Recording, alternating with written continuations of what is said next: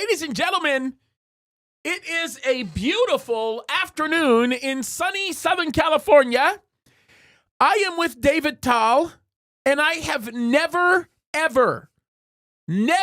been more happy to sit here and say I am with David Tal. I'm not going to cry because I got the emotion out of me when I did this, but I am so glad. I am so glad that you are back safe. Well, you make it sound like I was in enemy territory, but... Well, I mean, listen, bro, come on. I mean, look at Iran is dropping cluster bombs over Tel Aviv. It's illegal internationally to do that. But... Yeah, but again, here, I mean, think about this, okay?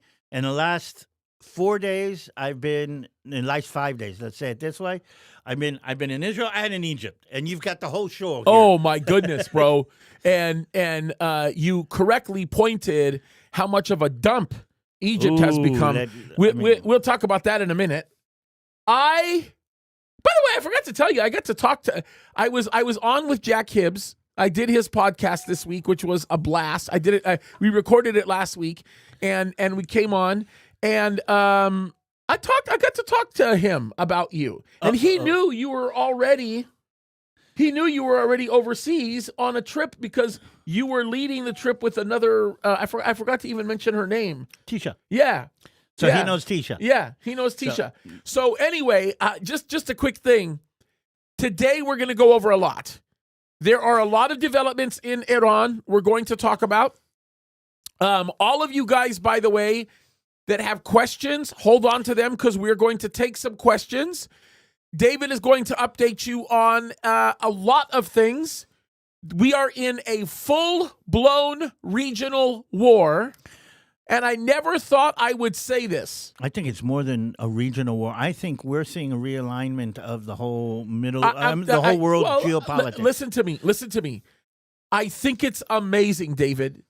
You're right. And the thing that shocks me, because I didn't think it would happen this fast. I thought it would eventually happen, at least with the Gulf Coast states. I thought it would happen.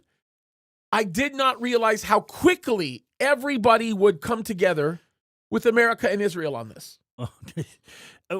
The American-Israeli connection is now, I mean, it's beautiful. Like Batman and Robin right now. I mean, it's like... It's beautiful. And what I love is people like Tucker Carlson who are just hanging on the hope that this is going to tank the president is getting completely just egg on his face. So there's a whole line of people who are hoping that this will all fall apart, and every stage we go through. And I mean, if you can pull off something really, really cute, I think from the Israeli military website, because I couldn't find it, it's the Israeli pilot saying Shabbat Shalom. Oh, yeah. I don't know if you saw that. I did see that. I mean, if we could actually just show that to the people, and I mean that says so much more than anything. And did you see the story on that Israeli pilot that was flying that downed F-15? Did you see the story that she's actually an American? I thought, if I understand it correctly, she's actually an American pilot, but she's Jewish. Yeah. And shot down by the Kuwaitis. On accident by the Kuwaitis. By the Kuwaitis. They treated her like gold, but did you notice, like, when they approached her, how she was just calm, like, hey, what's up? Come on over. Dude. Our people are tough, bro. But I want to tell you what. I want to start this off a little bit in a different... And we celebrated Purim just now, and I'm kind of bringing up a verse that we were reading. Jews during the celebration of Purim is the whole story of Esther.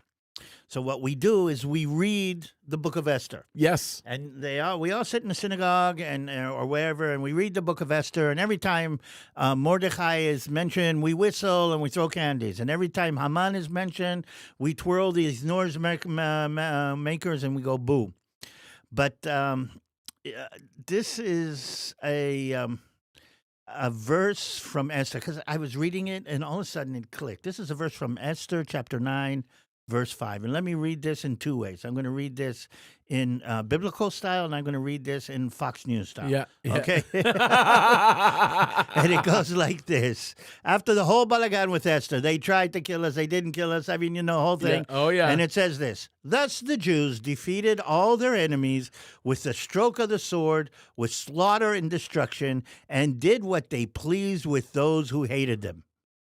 And I'm going to say, thus Israel created aerial superiority over their enemies, and with long-range missiles and with ballistic missiles did slaughter and destroy all those, and did what they pleased with those who hated us.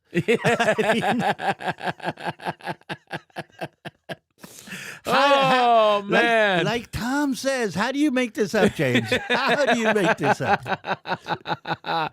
Well, I got to tell you, this is to be expected, and we are very. None of us are surprised that these things are happening. We expected them to happen. It is a little shocking on many levels. By the way, can I just say this before we move on a little bit further? Speaking of being shocked, because we're going to get into the thick of all this, I am shocked. Absolutely shocked at the amount of you people that have gone out and bought this book. Can I just say this? Today I was informed, actually late last night, early this morning, I was informed that my book hit #1 bestseller in multiple categories, not just one. I just saw the list, by the way. Amazing. Yeah, and by the way, we are about to break Amazon's top 100, meaning like top 100 of all of their books, 20-something million books. I'm blown away. You guys are amazing. The paperback, by the way, is out. Thank you. Thank you so much for the support. I'm going to switch the camera angle just to show you. You guys are such a blessing for doing this. Like, what a blessing. Your support is unbelievable. I'm going to tell you what helped. I want to just say this.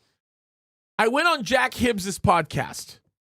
He had interviewed me, and it was a phenomenal time. We talked for about an hour and a half or so, and it was just nonstop, very fast-paced. It was a ton of fun. At the end of the show, Jack, he read my book. At the end of the show, Jack said, I want to promote your book, James. And he went out there and he gave me the kindest endorsement it was beautiful. It was very special. It was very kind. And look, I'm going to give God the glory for absolutely everything that he has done. But I have to say, if it wasn't for the great Jack Hibbs, I don't think these sales would have boosted the way that they did, because he helped to get the word out. And to that, Jack, I say thank you. I love you, Pastor Jack. You're a blessing. He's one of the last of the Mohicans. I'm grateful for that man partnering in ministry. By the way, he definitely is. And that's a whole different dynamic that we got to get into if we want to. His love for Israel, bro, alone, his love for the Lord.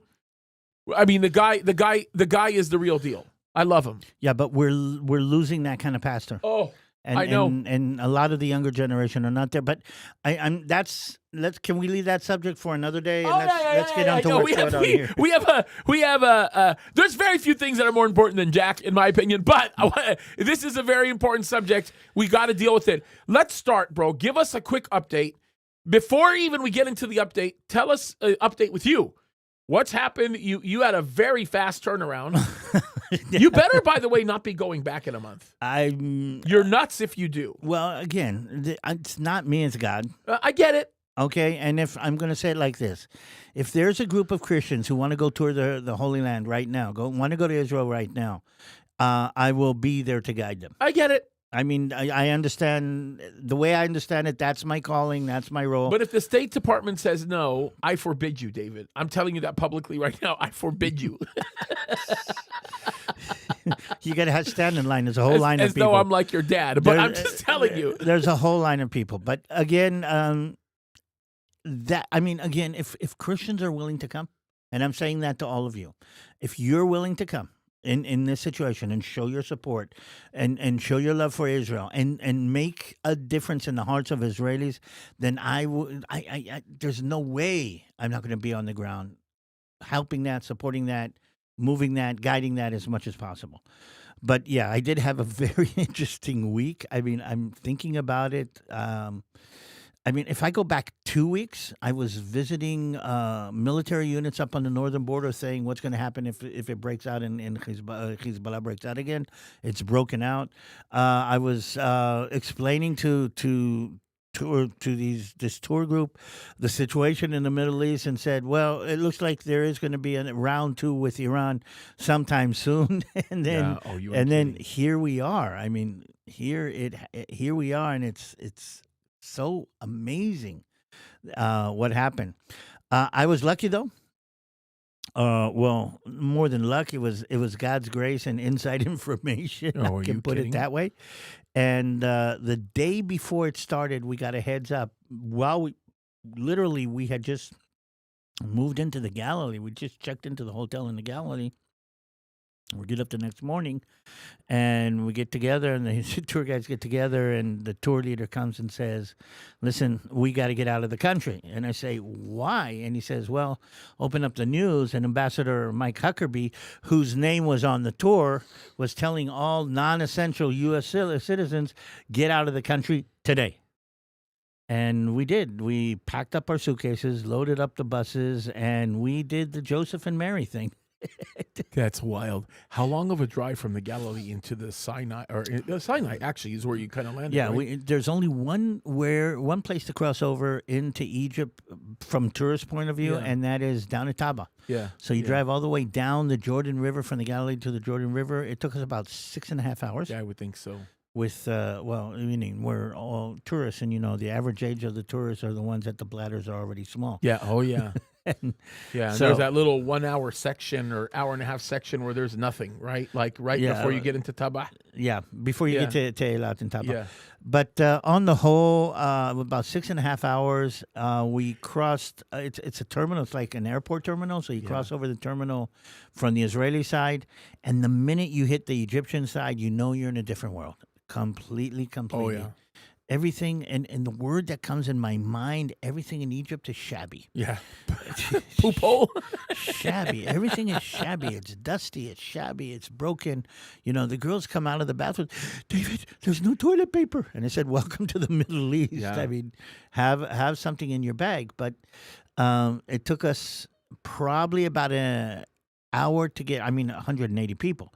So an hour to get them across the Israeli side, and it took us 3.5 hours to get across the Egyptian side, and into the buses on the Egyptian side. And again, like everything in Egypt, how many buses are supposed? I talked to the agent. How many buses are you bringing? 4 buses. I need 4 buses. Fine, there are going to be 4 buses when you get there. There's only 1 bus. Oh. And so we've got to shuttle the people back and forth to the hotel. Again, hotels are nice, but it's just like everything. When are you going to be here in 5 minutes? 5 minutes later. When are you going to be here in 5 minutes? That's Egypt. Yeah. That's Egyptian culture. You say, when are you going to be here? 5 minutes, and then 5 minutes turns into an hour. And he knows, and and everybody knows that that's not what's going to happen. And we have that problem. Anyway, so we spent the night there in Taba, get up the next morning, get on buses, and go to Cairo, because Cairo is the only place in the Middle East you can fly out to. Yeah. So I started getting messages from the families of the people. I said, why aren't you going to Amman? It's much closer. And I said, if something happens, the first place that's going to close up is Amman. Yeah, that's right. It's right smack in the middle. Yeah. And we were literally on the way, and the sirens go off, and the balagan starts. Yeah, the war breaks out. The war breaks out, and we're so thankful that we are out, because the airport closed, and people are stuck now in Israel for weeks. And other tour groups, literally, there were 2 tour groups in the hotel next to us, that the tour leader came to me and said, why are you leaving? And I said, listen, we've got information. This is what's going to happen. I suggest you guys leave too. That's right. And he says, no, nobody said anything. I can't leave. And then, I talked to the tour guides, and they're a week in the bomb shelters in the hotel in the Galilee. So, yes, we were very, very blessed. James, Sinai. I mean, I I've know. been to Sinai. Habibi, Sinai. you would go to Sharm el-Sheikh, Taba, any of these places, they would be beautiful. Nueva Dab. I used Beautiful. to go diving in Dab. The blue hole in Dab. Kind of amazing. The whole Sinai Peninsula is turned into, first of all, military. It's all run by the military. It's a military area.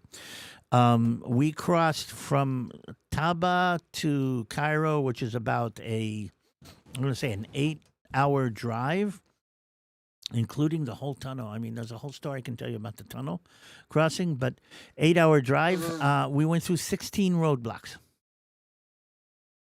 And it's 16 military checks. Okay, who are you? Where are you going?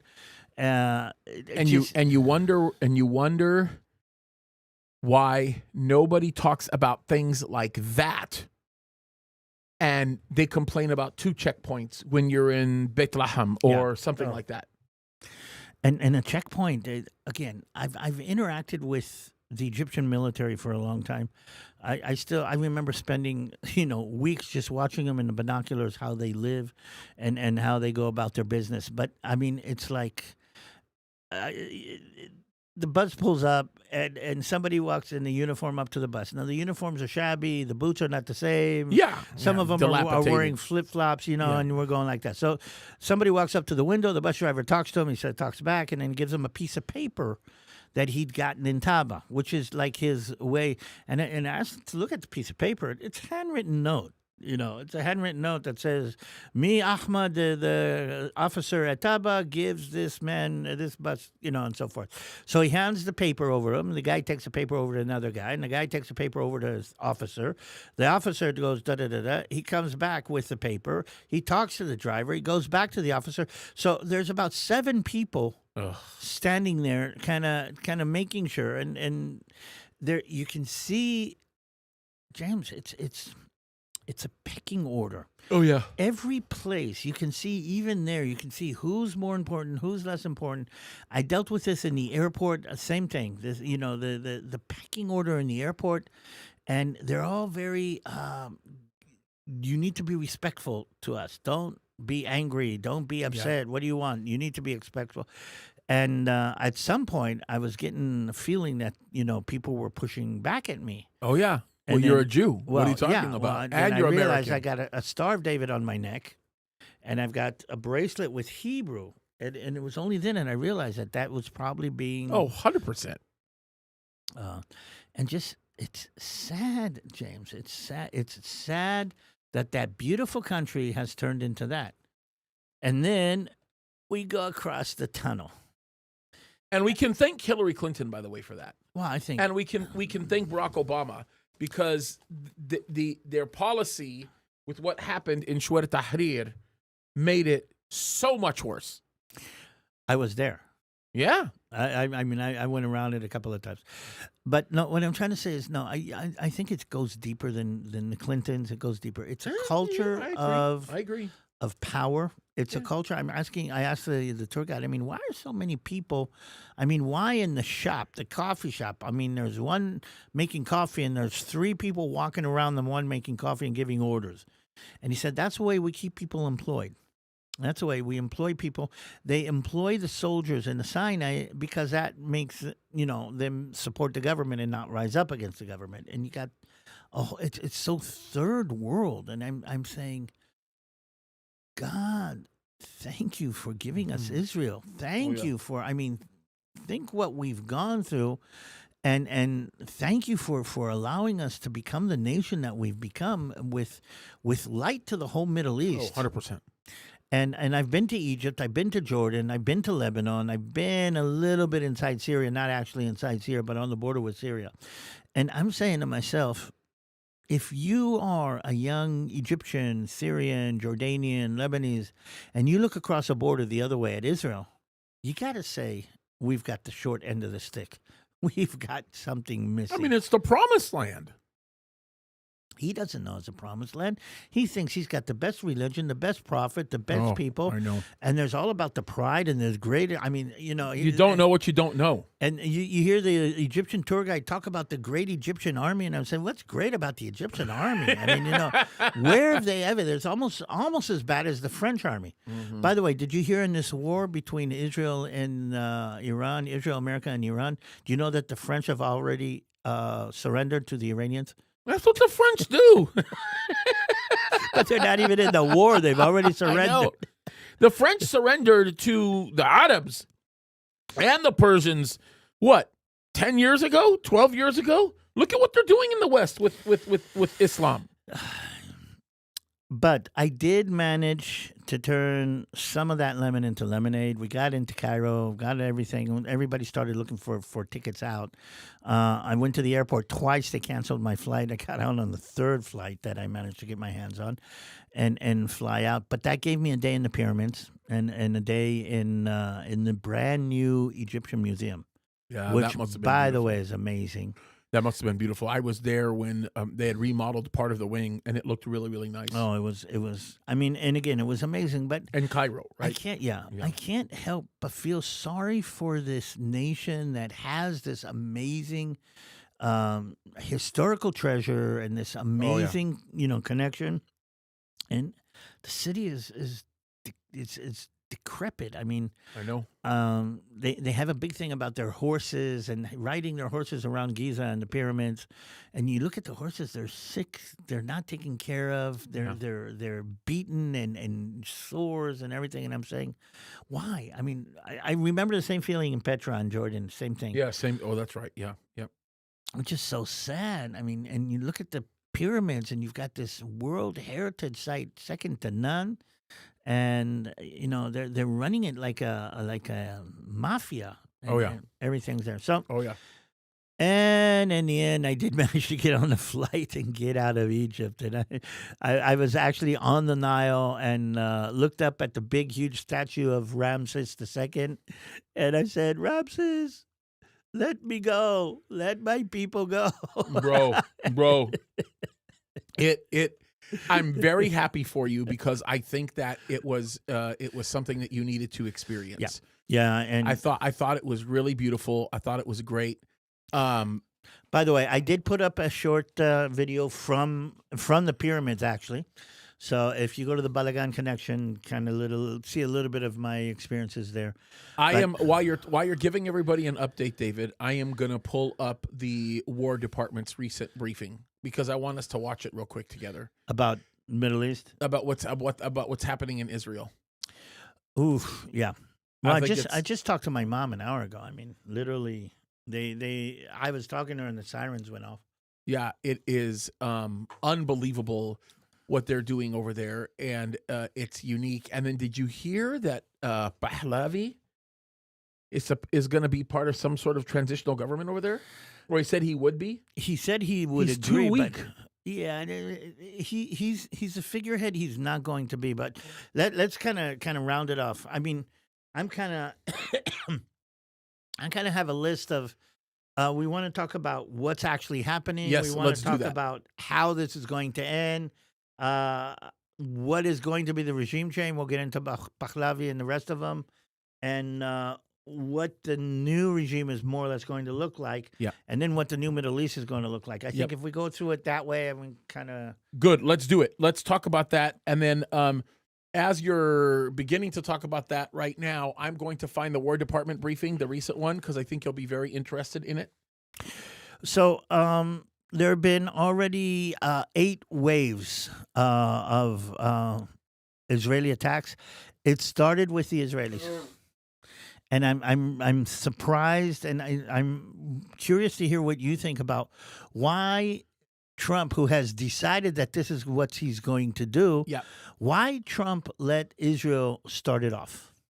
I actually think it was something they planned actively together is what I think Yeah, happened. but why let Israel get it off? I mean, the decapitation event that took out 40 of the top political officials, they say 40 officials in 40 seconds. I think it was brilliant. Oh, I think, it was brilliant. I think him allowing that to happen that way was, in my opinion, remarkable. And I'm very, very proud of how that was actually handled. I think that he had to do that to create the maximum effect of what needed to happen, especially because of the understanding of how the Middle East deals. They deal in power. And it's like we talked about. I think that it was a very wise way to approach it, and I think it just continues to show how brilliant our president actually is. So, for a lot of reasons. Yeah, I'm going to go to the end of this conversation maybe and put out something like this. Israel has turned into the number one ally of the United States in the world. 100%. I mean, even more than Europe and definitely more than the UK. More than NATO, more than the EU, which they've never really been real friends to us. And I'm saying, I heard somebody said what America needs right now, because the United States, what Trump is trying to do is pull back. He doesn't want to be involved in all this. I mean, he is not a, what do you call it? What's it called? The people who want to stay out. I actually don't. He's not an isolationist. Yes. But I do think that he wants to have less, how do you say, wants his fingers less. And I think I heard an American general says, what America needs is an Israel next to Venezuela, and an Israel next to Taiwan, and an Israel in the Middle East, and then we can kind of sit here and be okay.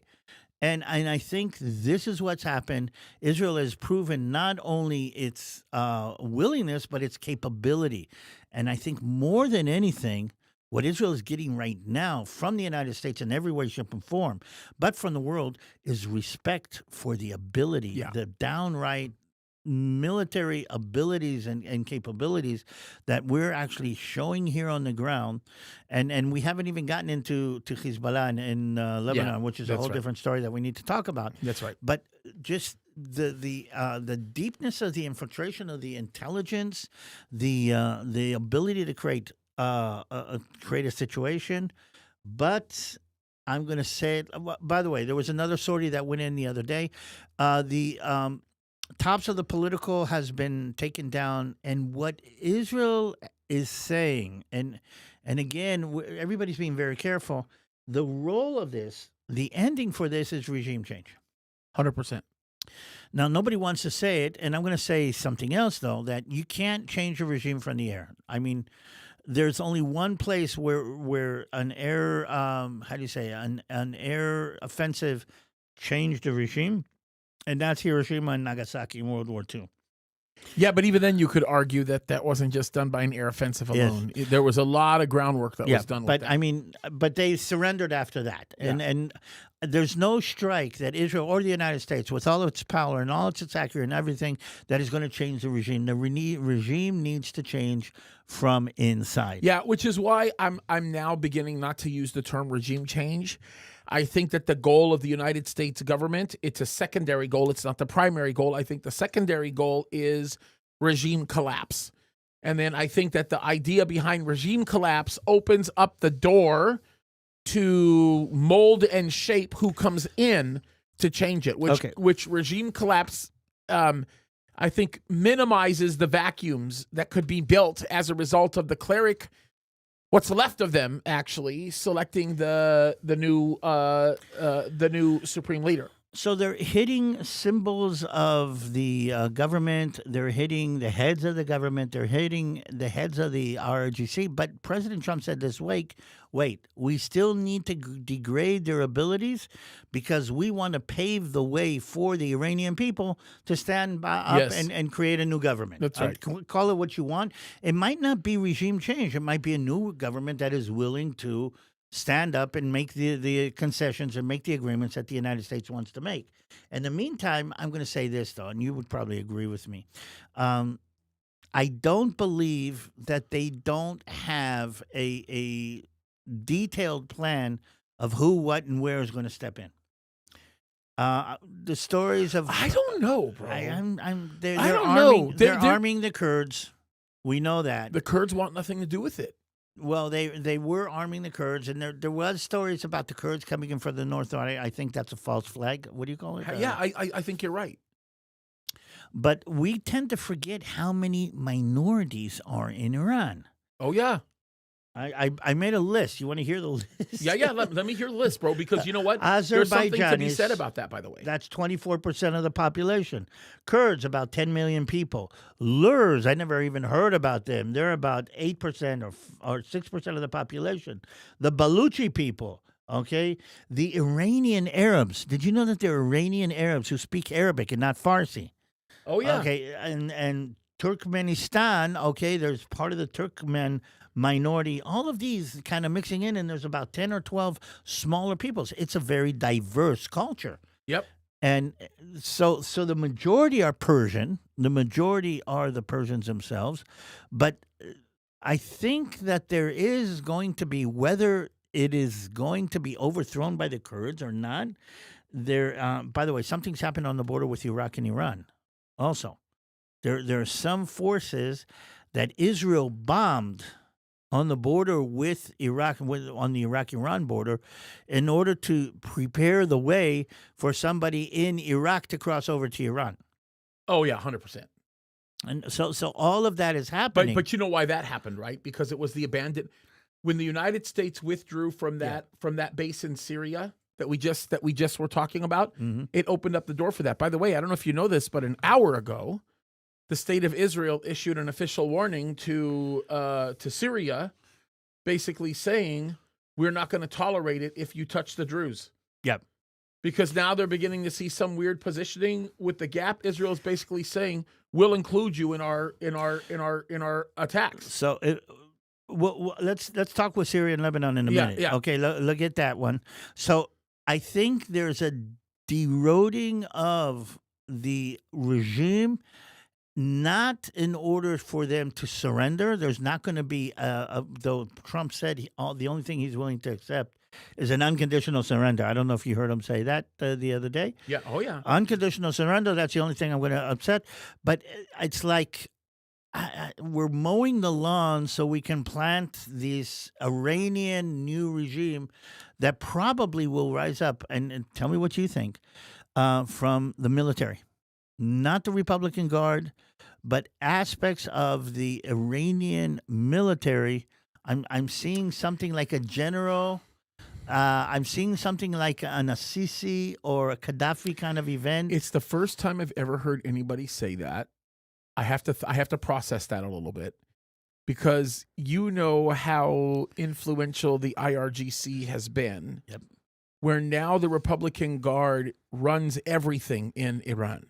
They run the economy. They have their hands in every last bit of everything. Now, don't get me wrong. Their Navy is sunk.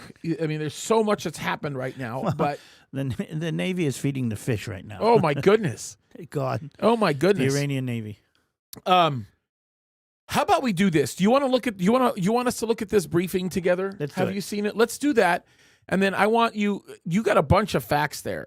I want you to share some of these. By the way, can you do me one favor? Yep.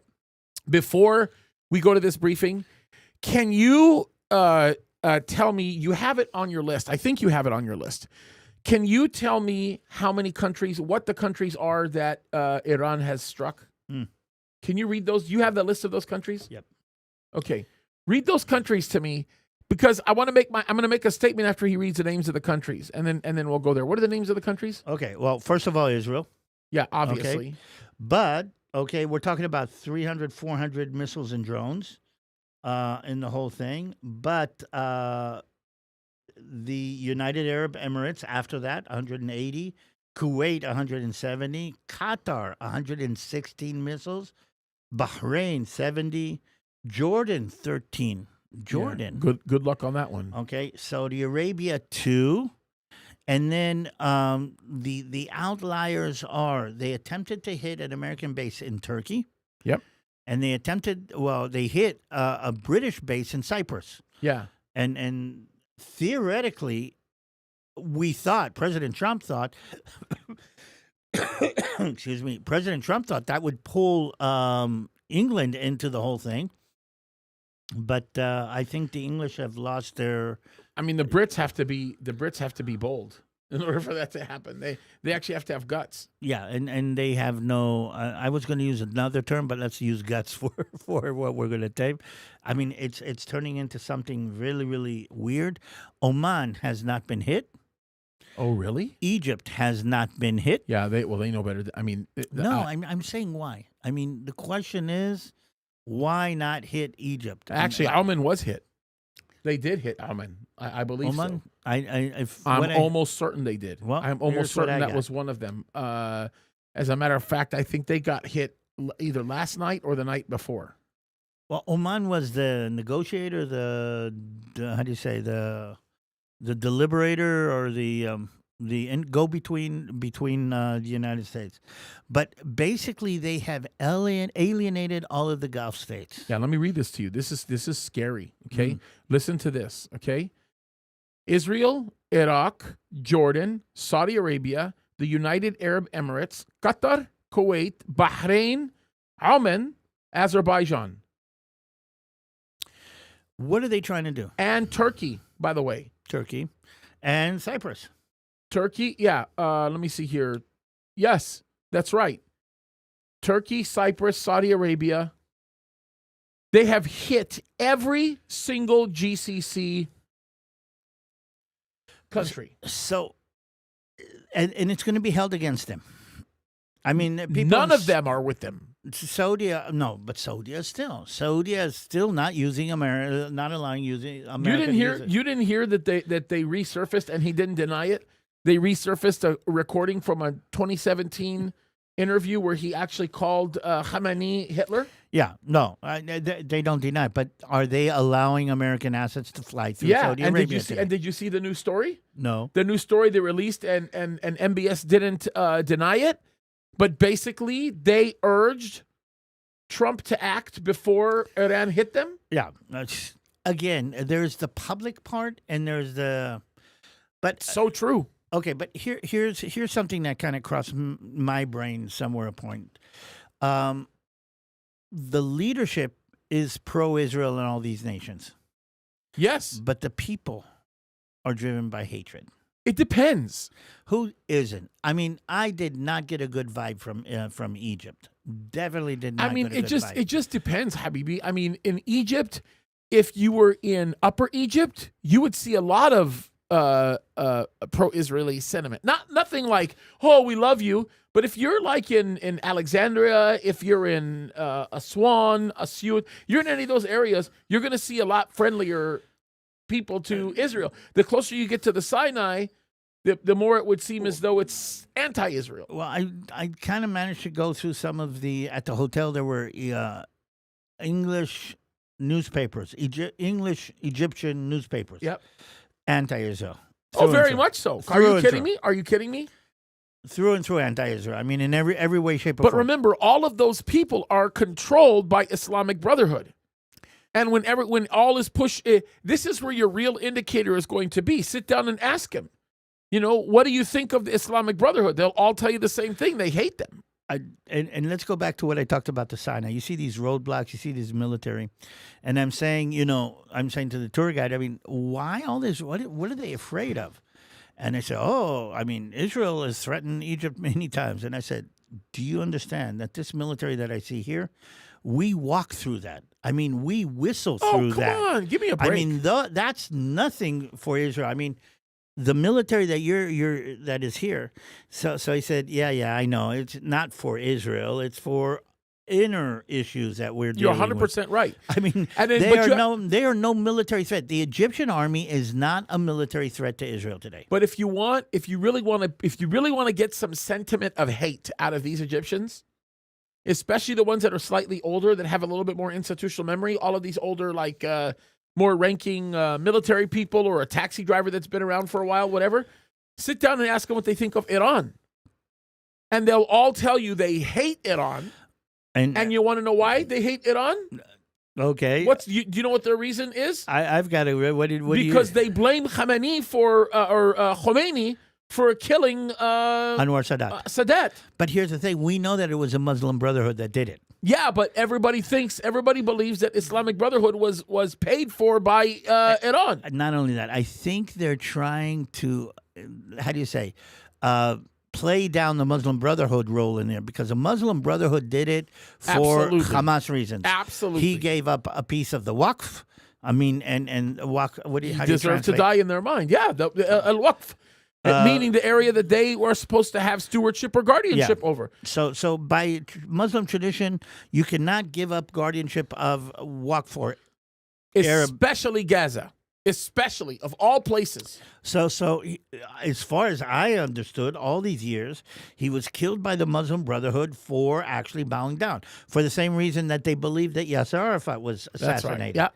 Yeah. Okay, and we're surprised. We know that they tried to kill the Jordanian president, King, a couple of times. Yep. So, but in Egypt, they believe it was Iran that did it, the Persians did it, and they did it because Egypt gave sanctuary to the Shah of Iran after the 79 overthrow, and they believe that is us. And that way they don't blame it. I asked Muslim Brotherhood, I said, what about the Muslim Brotherhood? I know that the Muslim Brotherhood, no, it was the Iranians. And, yeah, but that's because of the presence of Hoyt Islam in Egypt. Yeah, they're like you said it. You called it. You called it. So Egypt is out of this one for now, and I think Iran is being very careful not to pull Egypt into it. Right.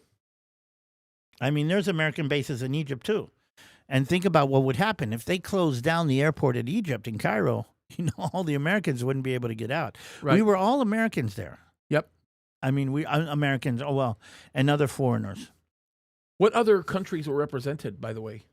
Well, I saw French people, I saw British, I saw Australians. Anybody who was in the Middle East at the time beeline towards Cairo to get out. Yeah.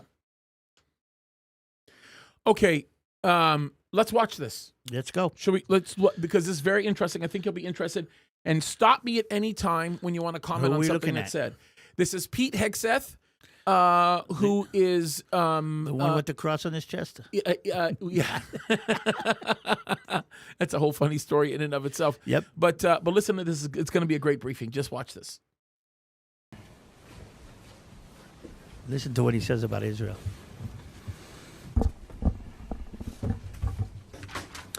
Well, good afternoon. I'm honored to stand right here today alongside one of America's finest. Admiral Brad Cooper, commander of U.S. Central Command. We just had a chance to spend a couple of hours together, better part of 2 hours, going through the entirety of this operation, Operation Epic Fury. And Admiral, I want to thank you for everything you do and your incredible leadership, for your dynamic thinking, the way you're attacking this problem set on every level. In just days of Operation Epic Fury, you and your team have delivered nothing short of devastating, precise strikes, taking out the better part of Iran's Navy, making it combat ineffective, neutralizing missile sites and launchers, and establishing total dominance over the skies we fly over and seas we fly over. Our forces are executing with unmatched skill, and the mission is advancing decisively. This is the kind of no-nonsense, results-driven warfighting that America demands. And you're delivering it in spades. You are the man for this moment.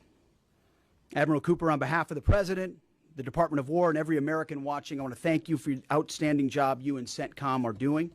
Keep pressing the fight, and we are with you all the way. A few thoughts before I hand it over to the Admiral for an update. Iran is hoping that we cannot sustain this, which is a really bad miscalculation for the IRGC in Iran. You see, there's no shortage of American will here. We remember and honor our fallen, those 6 that we will soon welcome at Dover, who gave everything for their country in this mission. We remember them. But we remember them by rededicating ourselves even more fervently to this mission. Our commitment to our mission objectives only increases as our advantages continue to increase. We've got no shortage of munitions. Our stockpiles of defensive and offensive weapons allow us to sustain this campaign as long as we need to. Again, our munition status only increases as our advantage increases. Our capabilities, we have only just begun to fight, and fight decisively. Having a chance to hear from Admiral Cooper, If you think you've seen something, just wait. The amount of combat power that's still flowing, that's still coming, that we'll be able to project over Iran is a multiples of what it currently is right now when you add up our capabilities and those of the Israeli Defense Forces. And we have no shortage of authorities. The Admiral knows we have clear objectives with maximum authorities on the battlefield. The dumb, politically correct wars of the past were the opposite of what we're doing here. Yep. They had vague objectives with restrictive, minimalist rules of engagement. No more. Our authorities, his authorities, CENTCOM's authorities through the president and myself are maxed out. Our capabilities are overwhelming and gathering still, as are those of our Israeli partners. Our munitions are full up, and our will is ironclad, which means... By the way, when he says our munitions are full up, what it basically means, what he's basically saying is we're not running out of We're any. not running out of... And by the way, think about this too, David. This is like really important, and maybe you can explain this. One of the reasons why they're not going to run out of any is because it's not the same war that it used to be 10 years ago. It used to be if you want to take down, a $25,000 or $30,000 drone, you had to shoot a $500,000 Patriot. Now we're killing them with lasers. We're killing shooting with things from drones. space. We're killing with the drones. We're killing with EMP bursts. I mean, yes, but there's something else that's going on here. The first time Iran shot rockets at us, they think it was 500 ballistic missiles and 400 cruise missiles. That's and right. something like that. Okay, this time they're firing 2 a day. That's Now, right. don't get me wrong. My mom has to scurry to the bomb shelter every time they fire a missile. But it's not the 500 missiles. So they've realized that they cannot, oversaturate That's right. the defenses. Yep. So they're firing, or they're drip firing, if for lack of a better word, to get the psychological effect without actually being the damage, which means that we're not firing 500 interceptors a day. We're firing 5. And that is part of the difference, too. Yeah, and it's amazing because what Pete is saying, in essence, is that you'll never outgun us. We'll never, ever have so little that we won't be able to defend ourselves. And we just want you to understand that we're not in the business of defense. We're in the business of aggression. And that's the whole reason why the President of the United States changed the name of the Defense Department to the War Department. But here is again, we see the Tucker Carlsons and we see the Anna Kasparians are saying, oh, we're going to run out of drones. We're going to run out of, these are all the missiles that we need for the defense of the United States. But I have to say this about Tucker Carlson. This is like super important, right? Because if anybody gave Tucker Carlson the benefit of the doubt, it was me. Definitely. Okay? By the way, I need to add, we had the argument Oh, here. no, listen. We had the argument and you were right. I was wrong. Completely wrong. Oh, I'm sorry. I didn't mean I that. gave him no, but it's true. I don't mind admitting when I'm wrong. Not to mention the fact that I now, although I can't get into the detail, I have the benefit of being able to say authoritatively that Tucker Carlson is a dishonest man. Oh, He's actually lying. It's not like he's a guy who means well, who's misinformed. Tucker Carlson is a liar. have we figured out And why? I think his lying is being clouded by not only his hatred, because he is a man that is very much hateful. Consumed by hatred. He is consumed by hatred. It is very, very obvious. He has hatred for Bibi. He has hatred for several other people. But I also want to say this because I think it's very, very important. Tucker Carlson would have immense credibility in my mind, if he was able to be truthful about the assertions that he made concerning what he was seeing. I can sit down, and I did this on the Tuesday live show. Okay.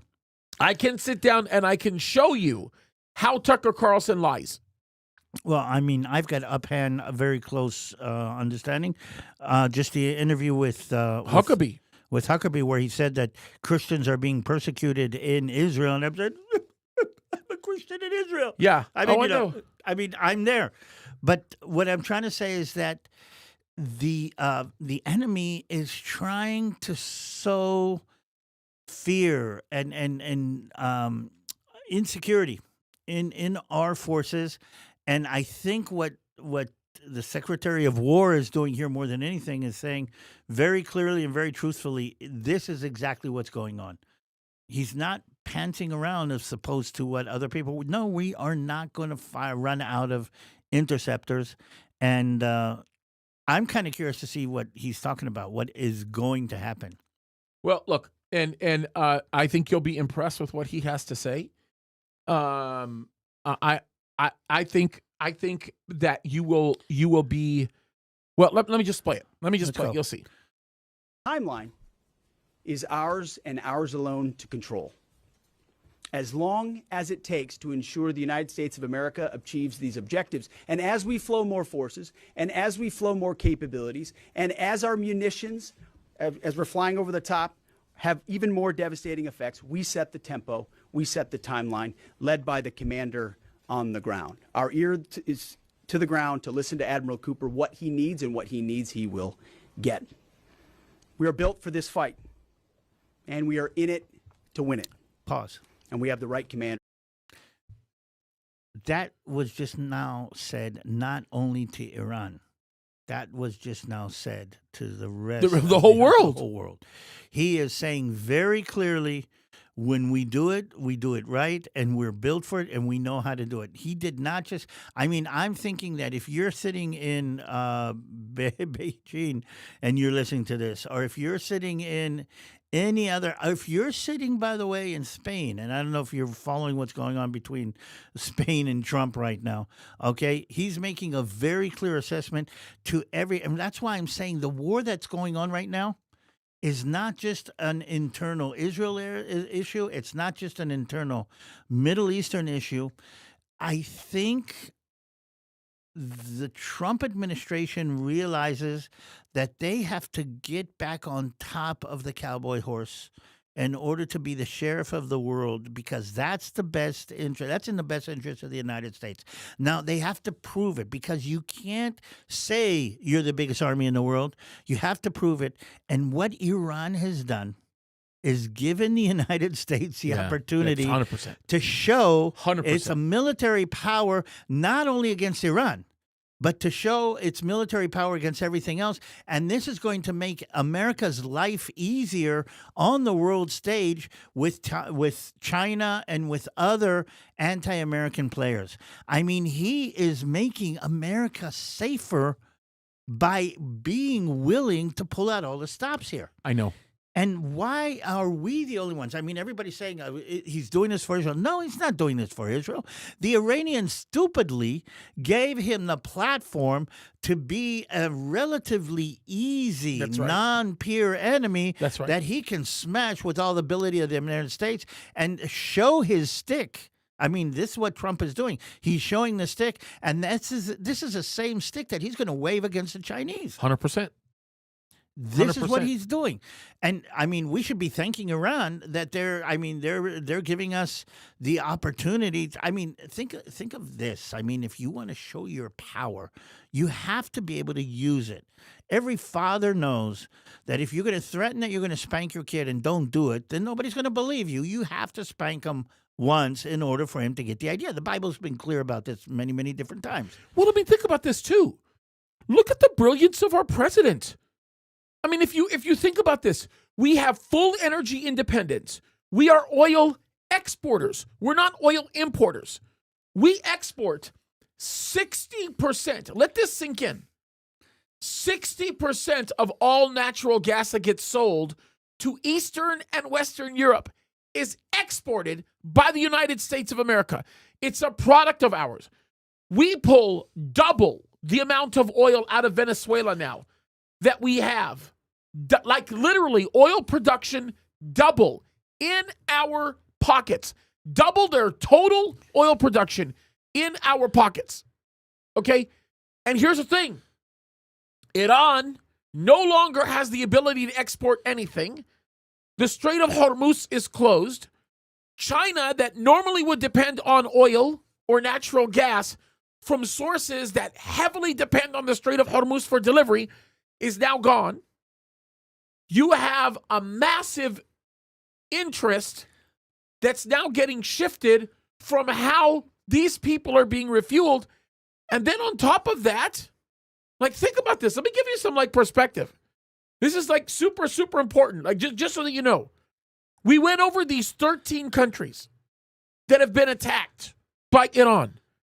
Do you know that Iran has attacked more Arab countries with more missiles in the last 4 days than Israel has throughout its existence since 1948? We've never fired at Saudi Arabia. Where is Tucker Carlson? You liar. Where are you? Where are you? If you're serious, if you're genuine, if you're sincere. No, he's not. Sit down and have a conversation with me. By the way, the reason why, this is a great question from Mechanic 350. I just saw this. It's a phenomenal question. I'm glad you asked it. Mechanic 350 said, why are our gas prices high then? It's really simple. It's an economics thing. When the barrel prices go up, then the gas is going to go up. So in some cases, it's people taking advantage of it. In other cases, it's suppliers. But the reality of it is, it has nothing to do with what's happening here. Besides, if you want to look at a chart of oil, we are way lower than we used to be in the Biden era days, and certainly lower than the Carter days. America is gas independent, is fuel independent. That's but I want to say this Mechanic 360 question, I think it's 350, is a really good question, because a lot of people are naturally confused because of why the gas prices are going up. But that's more of a function of just general economics. It's something that happens. It will take years, probably a good solid year and a half, 2 years, maybe even 3, for that correlation to die. Oh, it's going to be more. Yeah. But I want to finish the thought, because somebody asked me to finish, what we're grateful to Iran for. And I'm sorry. I cut you off. Let me see if I can kind of put this together. The United States of America has to show its both ability and willingness to use its military power for that military power to have any relevance on the world stage. You have to be able to show that you can and will use the stick in order to be able to threaten with the use of the stick. Does that make sense? And what Iran has done is given the United States a chance to show the use of the stick on a relatively weak foe in a relatively, non-problematic issue, because it's better for the United States that this war is happening in Iran and not on the border with Taiwan, or not in with Japan in the vicinity and Australia in the vicinity. It's done in the Middle East. And here's one more thing. Think about what's going to happen when the dust settles in all of this. There is going to be a pro-West, pro-Trump Middle East from top to bottom. Let me go through. So, again, we can go prophecy a little bit later if you want to talk about this is how the peace comes together. That might be the option. But I want to stress something else. If Trump says, I want to put the next leader of Iran into power, I have just now saved Bahrain, Emirates, Kuwait, Qatar, Saudi Arabia, who are the oil industries, okay? I have just now taken over control, listen to this, of Venezuela. President Trump has his hand on the tap of all of the oil in the world. 100%. And he now can look at the Chinese in the eye and say, settle down. I've got the military power to do what I need to do. And if you make a balagan for me, I'm going to close off the tap, because he will have his hand. Look, he took away their oil from Venezuela. He's taking away their oil from Iran. And at the end of this, okay, after all of this settles, it's going to be President Trump saying to China, back down. Oh, 100%.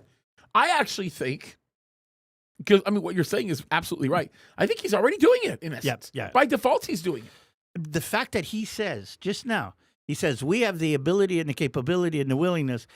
he's saying that to China. Yep, that's right. That's right. Let's hear what else. One of these days, I'm going to bring on my friend David Mitchell to talk about this again, because he's brilliant in how those wells work over there in Venezuela and why it's such a big deal. It's very, very compelling. By the way, missiles in northern Israel again. We need to talk about Lebanon. Coming from Beirut, by the way? No, Lebanon. That's what I mean.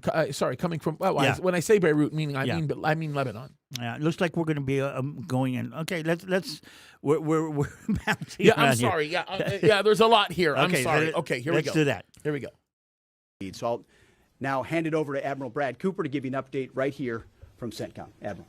Mr. Secretary. And listen to what Brad Cooper says. The Admiral is like unbelievable. Okay? If you want to talk about being Iran right now, I would be scared out of my rear right now. Okay? By the way, you know one of the guys I should bring on one of these days? And he's in the chat because he is one of my moderators. We should bring on Michael Digman one of these days on my show to talk about this, okay? Lieutenant Commander Michael Digman. He has a of all the people that I know, he probably has one of the sharpest grasps on what's happening on the ocean, which I think would be really, really good. And I just need to talk to him about that. I think it would be a good. He's another proud Texan that's very special to me. Anyway, okay, let's watch this. Thank you very much, and good afternoon, and welcome to U.S. Central Command Headquarters, America's Warfighting Headquarters. It's great to be here alongside the Secretary and representing the more than 50,000 men and women in uniform. You know he's very pro-Israel. Operation Epic Oh, yeah. Fury. So, Mr. Secretary, first, thank you very much for your... As a matter of fact, a little context for this. He just spent a lot of time meeting with the With Zamir. With Zamir. Yep. With the how do you say, the commander of the IDF. Yep. Which they have a very close relationship. Do you know if they have a history together prior to him being in the? I don't know, but I have to say they look like they're close. I don't know, but they seem to have the same mindset. I mean, Zamir was brought in to replace that idiot. I know. Yeah. I can't even stand it. I can't even stand the thought of were- that clown. So they're on the same page as far as their mentality, and again, it's a War Department, not a Defense Department. Yeah, I just love it. Okay, listen to what Admiral Cooper says. It's kind of interesting. And support and the very clear vision and objectives that you've given us to allow us to use overwhelming force against the Iranian terrorist regime. And thanks to all of you for attending today, and welcome to Tampa. We are now starting our 6th day of a historic mission to eliminate Iran's ability to threaten Americans. We are, if I could channel my inner Navy officer, we are at full speed ahead in executing orders given by leadership in Washington. The President and Secretary... By the way, when he uses this term, and Michael can confirm this for me, when they use that term full speed ahead, because I asked about this, it basically means that they are running fast and hard, meaning they are going in the direction they've been told, and they're not stopping. Mm-hmm. Meaning, you're not turning us around, we're not stopping. No matter what we run into, we're cutting through it. No, it's how do you say? It's a Navy version of pedal to the metal. Yeah, I that's mean, right. Yeah, or- balls to the wall. Yeah, that kind of thing. Yep. balls to the wall. You never heard that phrase? Balls to the wall. Everybody think that's a vulgar phrase. Like they think it's really vulgar. But the phrase, oh yeah, Michael just confirmed I was correct. The phrase "balls to the wall" comes from this. It's an aviation term. When you're holding onto your throttle in many cases, okay? Okay, left hand. Yeah, yeah, correct. I'm just doing this so I can demonstrate it to the camera, okay?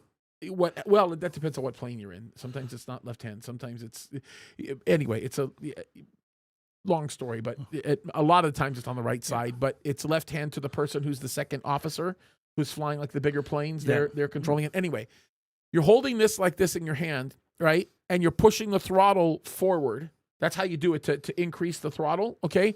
And at the edge of the lever are these balls that hold it to the lever control. So when you say balls to the wall, it means you're pushing it all the way forward towards the little the instrument panel. Up to the stop. Yeah, so that's what balls to the wall mean. Everybody thinks it's a vulgar term. It's not. It's exactly. I'm so relieved, James. Yeah, because you thought I was saying something nasty. Well, I mean, not that I have a problem with vulgar terms. I mean, God knows I'm a grunt. Yeah. No, but that's what that means. Balls to the wall means exactly that. It has nothing to do with any vulgarity. I mean, if I translated that in Hebrew and took it to my guys, out in the desert, That'd be all. Oh my gosh, I'm gonna pass out. All right, let's move. Let's go on here. Have been crystal clear in their expectations, and we are at a high level of execution.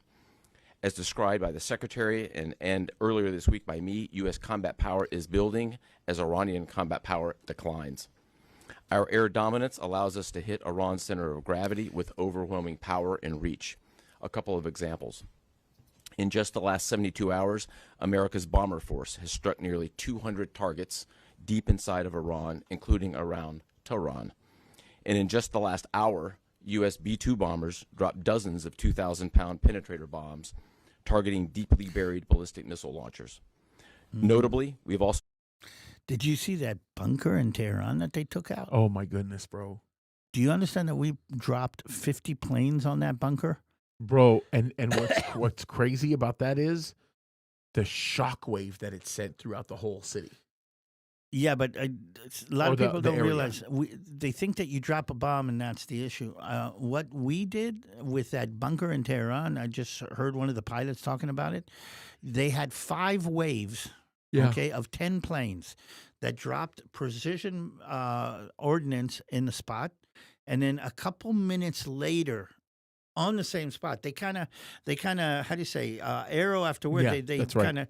And so the first one went in, and the second one went in deeper, and so even though each one penetrated only a certain amount, the 5 waves managed to go all the way down into the bunker. Yep. It's crazy. Yep. And the fact that they can literally, hit the tail of the next one, it's like crazy. That's where you say bye-bye, ma'asalam. Oh. I know that there will be people that will say that I'm an evil man because I'm laughing at these things. But it's like everybody needs to understand the joy comes from the end of tyranny. The joy comes from the end of tyranny. Let me say that one more time. The joy comes from the end of tyranny. Do we want to go into this? Yeah, we will. Let me touch this. You touched go it, ahead. so Go ahead. Let me touch this.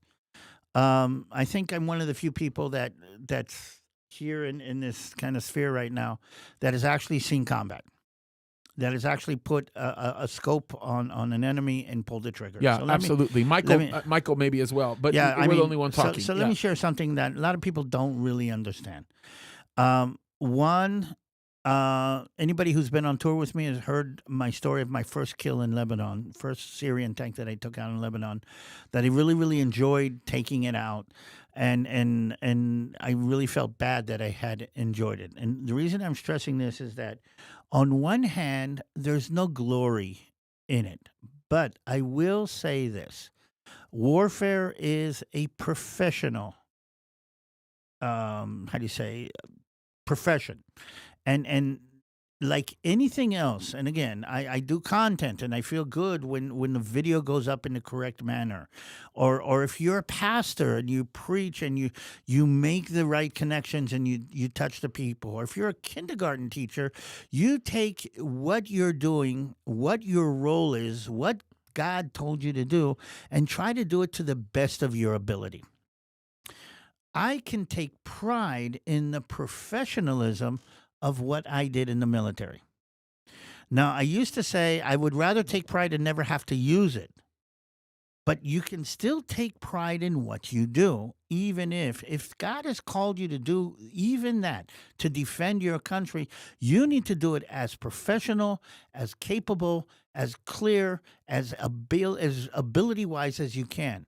And there's nothing wrong with feeling the professionalism and the capability and being proud that your men and women, the people under you, the people that you're working with, do it in the correct manner. That's like any kind of teamwork, and I think this is no different. Yeah, amen to that. I think it also amplifies the catharsis that comes from it when you understand the accomplishment, when you understand the result of the mission. Yes, and again, the result is to defend. But here's something else that a lot of people kind of I don't think really maybe not. I don't know. Do you understand that the men and women who are doing this have to put themselves in harm's way?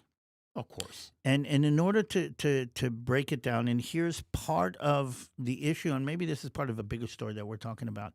The reason that the Western world has not been able to stand up to the tyranny of Iran or of Russia or of Hamas is that we in the West have a basic aversion to one, being aggressive. Yep. We think there's something wrong It's with true. being aggressive. We don't want to be aggressive. And two, to putting people that we care about in harm's way. And you understand that warfare has to do both. It has to put your young men and women or your older men and women in harm's way and has to be willing to be aggressive. If you're not willing to be aggressive and not willing to put your men in harm's way, by definition, you've already lost any kind of combat situation. And here's something that I think is part of what we're seeing is the difference is that up until now, there's been an erosion of, are we willing to? I mean, this is what Tucker is saying. We're sending our young men into danger. We're being aggressive to other people. We don't do that. That's not the Christian way. And I'm saying, no, that's not true. That is the Christian way. Okay? You have to be willing to put yourself between evil and the people that you're protecting. 100%. That means putting yourself in harm's way. 100%. But even as a leader, I mean, again, I've commanded men in battle. And I said to tank number 3B, I need you to get on top of that ridge and give me a vantage point from that ridge, knowing that I'm putting him in danger. But I had to be willing to put himself in danger in order to fulfill the what I need. What I'm trying to say is this. The reason our enemies have relatively succeeded is because they sense a weakness in our willingness to put our men and women in danger, and as a result of that, thought that they could push us in directions that we didn't want to go because we wouldn't stand up to it. It's like, I mean, what was the name of the song? There was a Willie Nelson. No, I think there was about the coward of the county. Okay. No, there's a country song that talks about, you know, somebody who grew up and didn't want to fight, but they harmed the people that he loved, and then he stood up and fought. And sorry about that. He stood up and farted. We're both exhausted. Well, yeah, but what I'm trying to say is this, and I think this is important in Israeli terms. In order for you to deter evil, you have to be willing to address it. Yes. If you're not willing to address it aggressively, and you're not willing to put yourself in the line of fire, even if, not that you want to die, but the willingness, if you're not willing to do this, evil will prevail. And Peace is not the absence of confrontation. Go ahead. I'm sorry. I had to disrupt you. You're right. And here's the thing. I'm watching these two men here, and I'm watching this administration, and I'm watching Israel, and I'm watching the change in the Israeli policy and the Israeli politic, basically saying we have to address this aggressively and not just passively. Passively? Is that a word? Yeah. Okay. And I think what we're seeing here is a main difference. This is what is changing in the world today. This is what President Trump and Bibi Netanyahu, by the way, have brought to the front of the world stage. We will aggressively confront evil, and we will put our people, we will do it professionally. We'll do it in such a way that we will minimize. I mean, listen, no pilots have been shot down. I mean, thousands of sorties and nothing. I mean, it's being done very well. Can you explain to everybody when you use the word sortie what that means?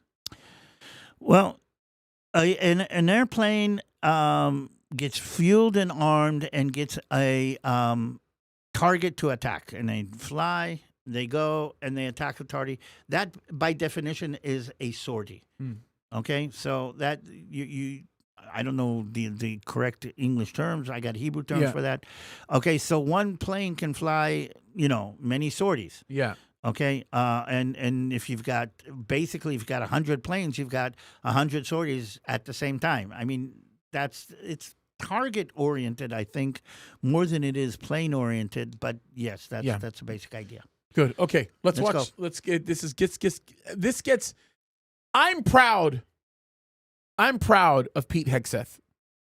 I'm proud of Admiral Cooper. I think we've got great people. General Kane, come on. Yeah, somebody reminded me. Raisin Kane.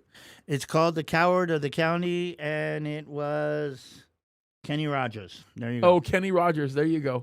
Okay. By the way, you guys with the super chats, thank you so much. Keep them coming. I will acknowledge them as we get near the end of the broadcast. Okay, here we go.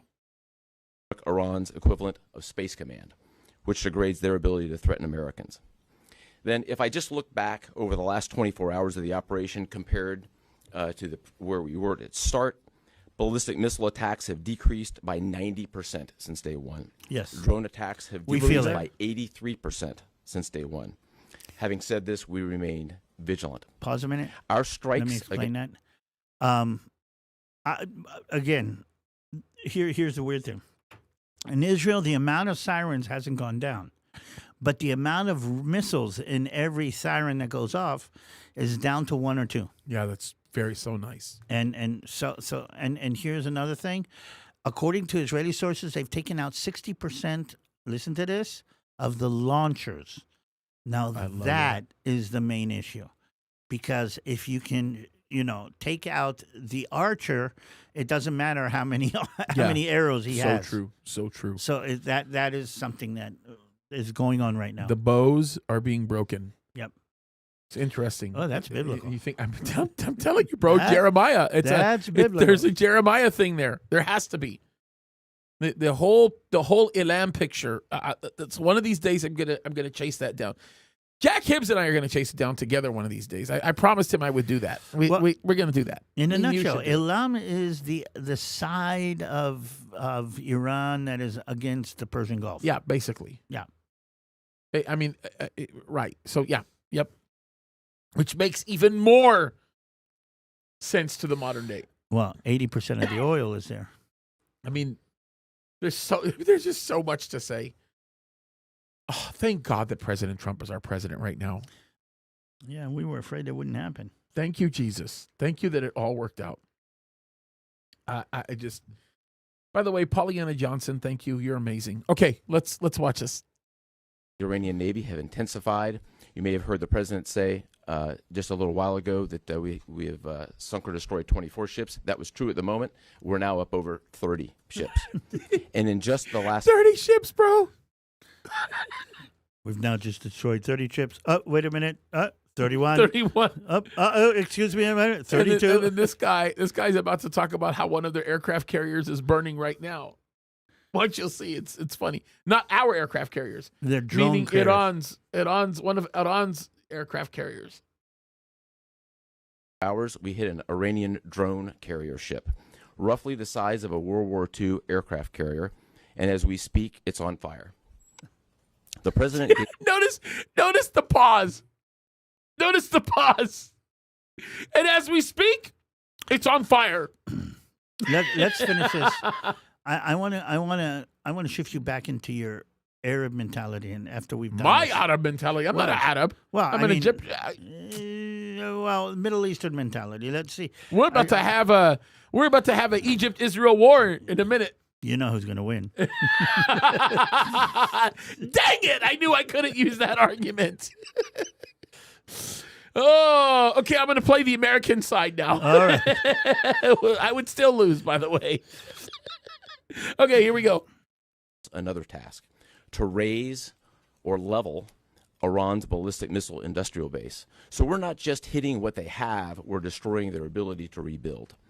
And so as we transition to the next phase of this operation, we will systemically dismantle Iran's missile production capability for the future, and that's absolutely in progress. This is going to take some time, but our forces are well supplied, as the Secretary said, and we are absolutely ready to prosecute this mission decisively. Our combined joint forces have relentlessly destroyed Iran's air defenses over the past few days, and they've continued hunting for more systems to kill. Our air defenders are operating at the very top of their game. I couldn't be prouder, shoulder to shoulder with our partners in the region in many cases, providing the most integrated air defense network in Middle East history. We are fighting to win. Through combined U.S. and Israeli combat power, we will continue decimating Iran's ability to project power outside its borders.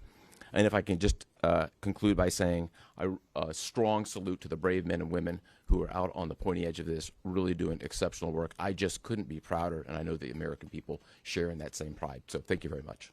Absolutely. And they're going to take some questions. Some of the questions they answer are really good. You want to listen to a few of them? Let's go. Okay. This Okay. is fun.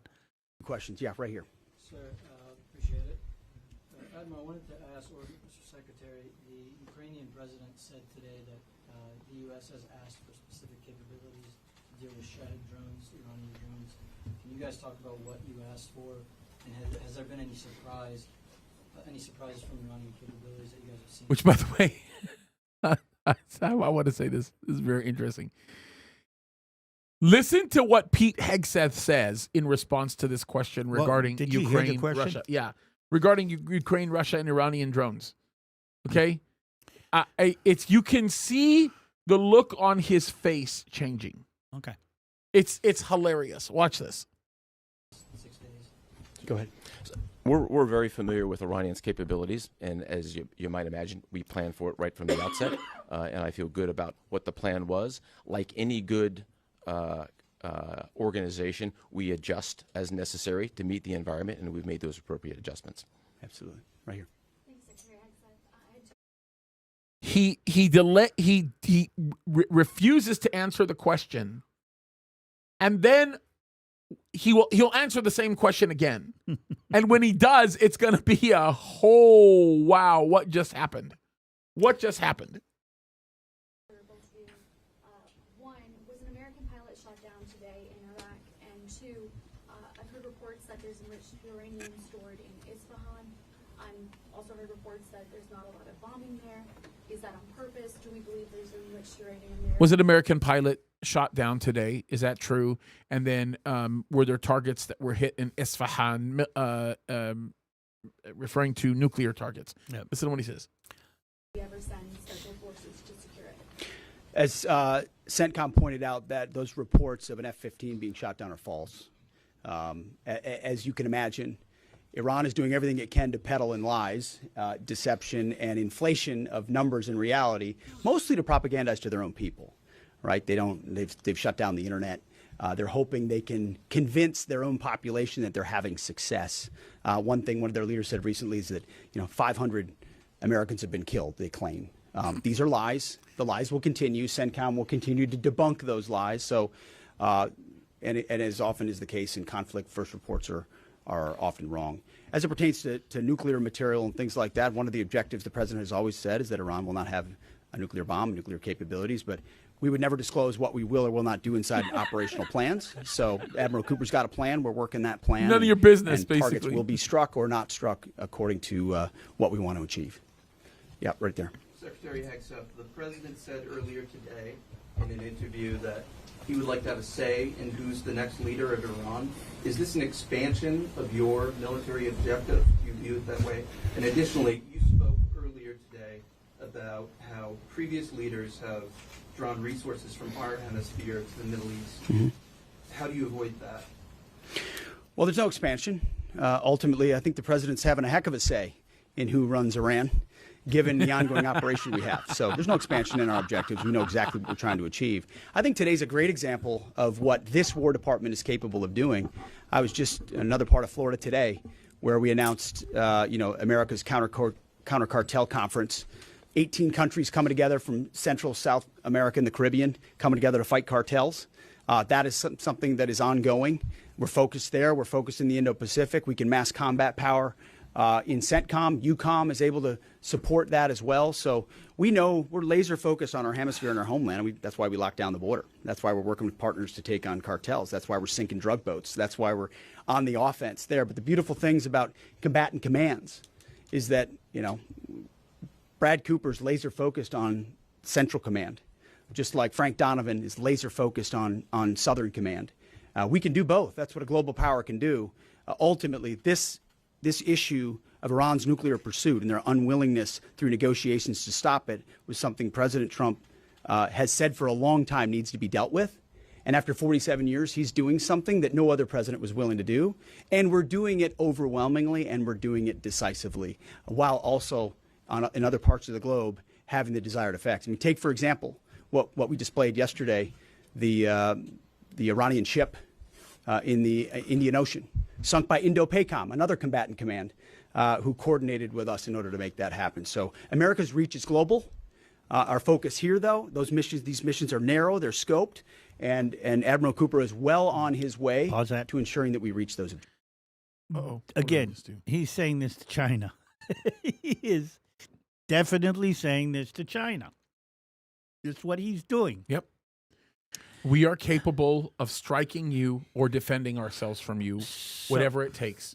So again, thank you, Iran, for giving the United States of America, and I'm going to say it like this, again, I can't help it, giving the United States of America and Israel the ability to showcase what it means when a highly creative, highly capable, highly technological military force decides to take on the enemy. And pause a minute. I want to kind of stress something else that Please. I think is playing a role here.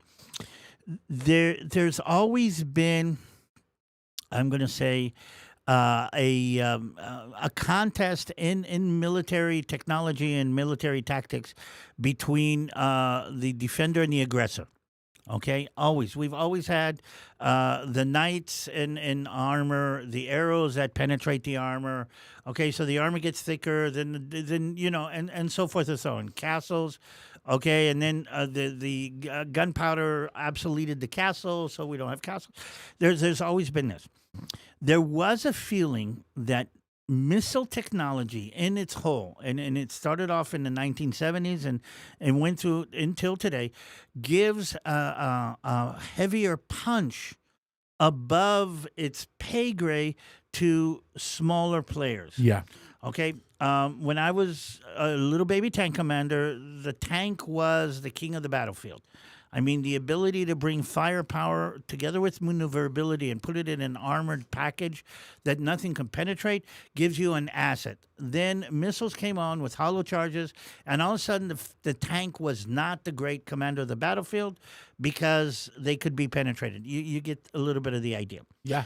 The late 2000s, I'm going to say late 1900s and early 2000s actually indicated that missile warfare, meaning a non-national player with a couple of missiles, could extend its power and extract a price from a much, much bigger player just because those missiles were unstoppable. So the Hezbollah in Lebanon had a massive advantage, not because they had an army as big as Israel. They never had an army as big as Israel, but those missiles are unstoppable, and because they can hide them among civilian population, all of a sudden, Hamas, same thing.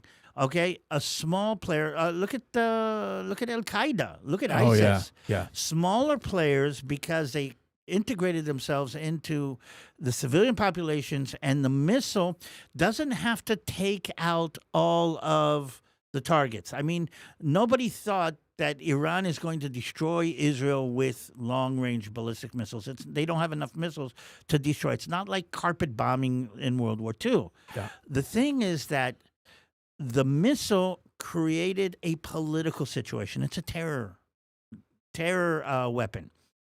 Okay, why am I saying that? The feeling was at the beginning of this war in October that missile and that integrating into the civilian population made smaller armies almost undefeatable. What happened in Lebanon with Hezbollah, what's happening in Iran now with the regime is, yes, we understand that's a way, but if we're big enough and strong enough and technological enough, we can take you on and we can destroy you. And the power is now being moved back into the hands of the major players, and the major player in the world today is the United States of America. By the way, Israel is conveying to its enemies, okay, look at what's happening in Lebanon. We haven't gotten there yet. Yeah. But Oh, yeah. Israel is saying, okay, when we take off the gloves, then you do not have that kind of power that you Yeah, have in the that's right. past. That's right. What the United States is saying to Iran, when we take off the gloves, you cannot play paddywink with us with the nuclear negotiations. Yeah. Yep. And the willingness to take off the gloves and the ability to take off the gloves is changing the world stage. Europe hasn't picked up on this yet. But I Yeah, think that's other fair. enemies are seeing. By the way, you know who is rushing to create this kind of power is Japan. Yeah. Yeah. Now, this is an interesting that you would bring this up. Why Japan? Japan realizes that it has to be able to project power against the Chinese. If it doesn't project power, then the Chinese are going to ride all over them. And Japan, by the way, is giving up. Remember, Japan started after World War II with a a political system that is completely pacifist. They don't buy any offensive weapons. They don't put together. They didn't have an offensive navy. They didn't have an offensive air force, and they are now buying up and creating offensive capabilities like crazy because they realize that the only way to keep China at bay is to be able to weld the stick. And they're creating. They're actually building their stick right now. So I mean, Interesting. just the power has shifted from the minimum players back into the maximum players, and I think that's important to kind of stress here. And it's interesting too because it's like good luck at any attempt that you might be making to try to subvert that, and that's kind of a bigger thing. You know what I mean? So Again, this is me stressing, and then I'm going to say this again and again. This war is not just about the Middle East. It's not just about Israel. And here's the thing. What comes out of this more than anything is that Israel and the United States are so much on the same page.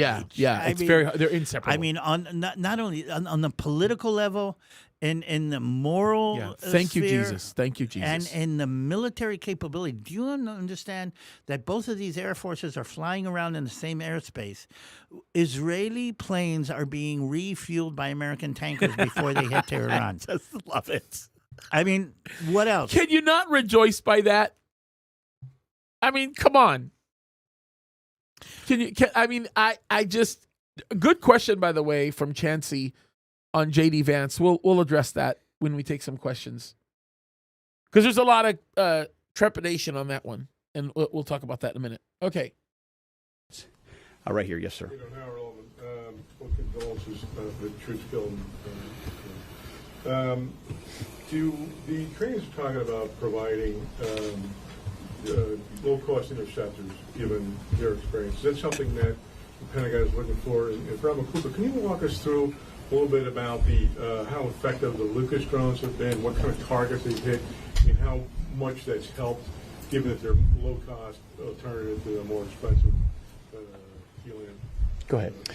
Sure. I'm not familiar with the particular offer, but interceptors in general, we've had a number of new capabilities being fielded. Obviously, I'm not going to talk about it from an operational perspective of what those are. But I think you have seen over a period of time us kind of get on the other side of this cost curve on drones in general. If I just walk back a couple of years, you remember what you used to always hear? Listen to this. Listen to how much insight he brings into this. It's amazing. And by the way, I don't know if you know this, because we did this with Israel's help. Do you know that thanks to some Mossad agents, we actually got a hold of Iranian drones? Yeah. And then we took those drones and turned them into our own? Among other things. Yeah. By the way, the Iranians, did the same thing. I don't know if you know. right. But, I do know that. Okay, so very interesting. We're going into this, and this is what we're talking about, is that the drones were supposed to be the poor man's weapon against the. It was supposed to be the.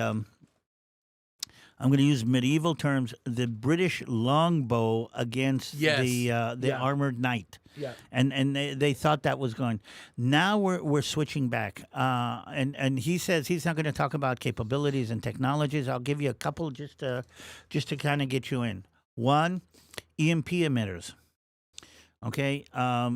If you grew up in the era of the Cold War, an electric, how do you say, an electromagnetic pulse is what EMP means. Is what EMP means. It's a very strong pulse of electromagnetic force that fries or jumbles electric circuits. Yes. Now think that any drone has to have electronics in it, and if you can direct a very concentrated EMP pulse like that, then basically you can fry the electronics in the drone, and the drone kind of comes to a different place, meaning the ground. That's the idea.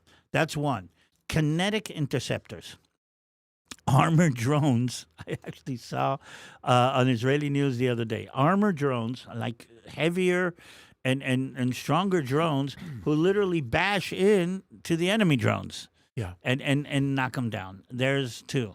I mean, these are new ways to deal with drones that have not. And again, when you take the drone capability back off the table, the big technological militaries have the asset. And again, this is this tit for tat going through the technologies. We're on the other side of the curve. And third is to make very cheap elements that can take out cheap elements. The enemy is not the only one who knows how to make drone swarms. And I saw some of them at work the other day. It's crazy when you see a whole. Do you remember? Have you ever seen those bird swarms that they kind of move like that? They do that with drones now, and I actually saw a swarm of. I don't know how many. I'm going to guesstimate a couple hundred drones being able to swirl like that. Think about that attacking a position. Yeah. Good luck on any radar catching that. Yeah. It's amazing. So where are we going? Okay. We're shooting down a $50,000 drone with a $2 million missile. These days, we're spending a lot of time shooting down $100,000 drones with $10,000 weapons from ours. So that's one aspect of it. Lucas, indispensable. As many of you know, and if you don't know, this was an original Iranian drone design. We captured it, pulled the guts out, sent it back to America, put a little Made America on it, brought it back here, and we're shooting it at the Iranians. Good targets. Good targets. Absolutely. Right there, yes, ma'am. Thank you so much, Secretary. President Trump, in his first speech after the launch of the operation at the veery, he addressed the Iranian people and he said that there is going to be a time for you to come out, but it's not now. Stay home. It's not safe.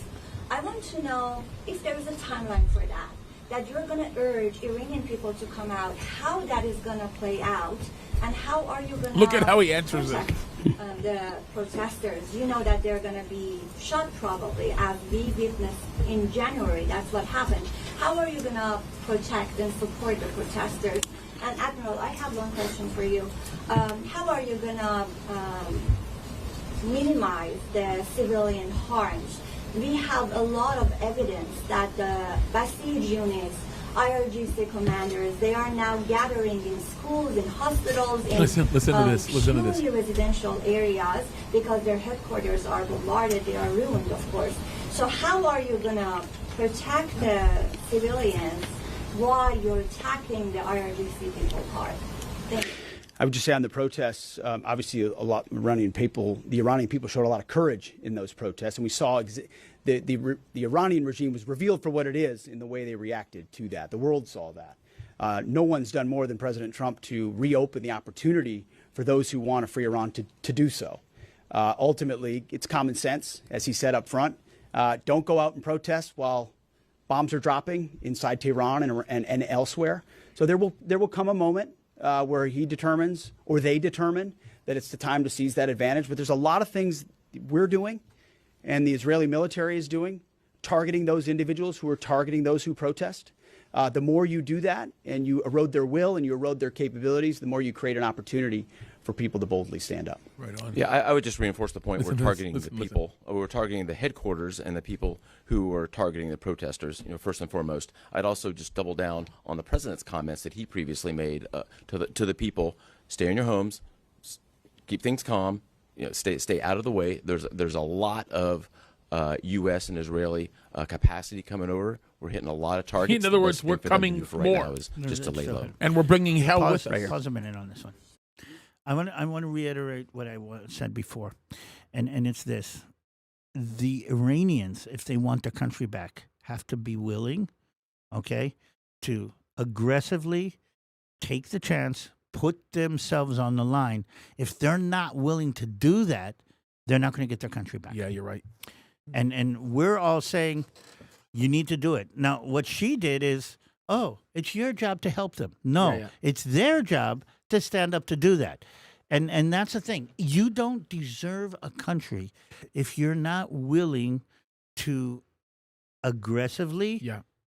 put your life in a certain sense on the line in order to hold it and defend it. If the Iranian people don't reach a point where they're willing to make, to take the chance and do it aggressively, they're not going to get their country back. We can do whatever we want. So true. And I think what they're saying is, okay, right now we're gonna mow the lawn for you. We're gonna clear the rubble for you. We're gonna make sure everything's as easy, but it's going to be up to you to be able to do that. And I think that's what we're seeing right now. Yeah, 100%. I think you're right, and I think that there's there's a lot more to be said about where it's going to end up going, especially considering. Well, there's a lot. We'll play this, and then we need to talk about Syria for a few minutes, and we'll take some questions. One common outcome of American military action in the past has been taking in thousands of refugees into the American homeland, and I'm wondering if there's any safeguards put in place to make sure that the American people aren't having to have another wave of refugees from the Middle East or anywhere else come and stay here. I think it's safe to say there's no plan for a wave of new Middle Eastern refugees to the United States of America. I think, as the president has pointed out for a long time, there are a lot of countries in the region who would be capable of providing that kind of support if need be, but that's certainly not something we're planning on.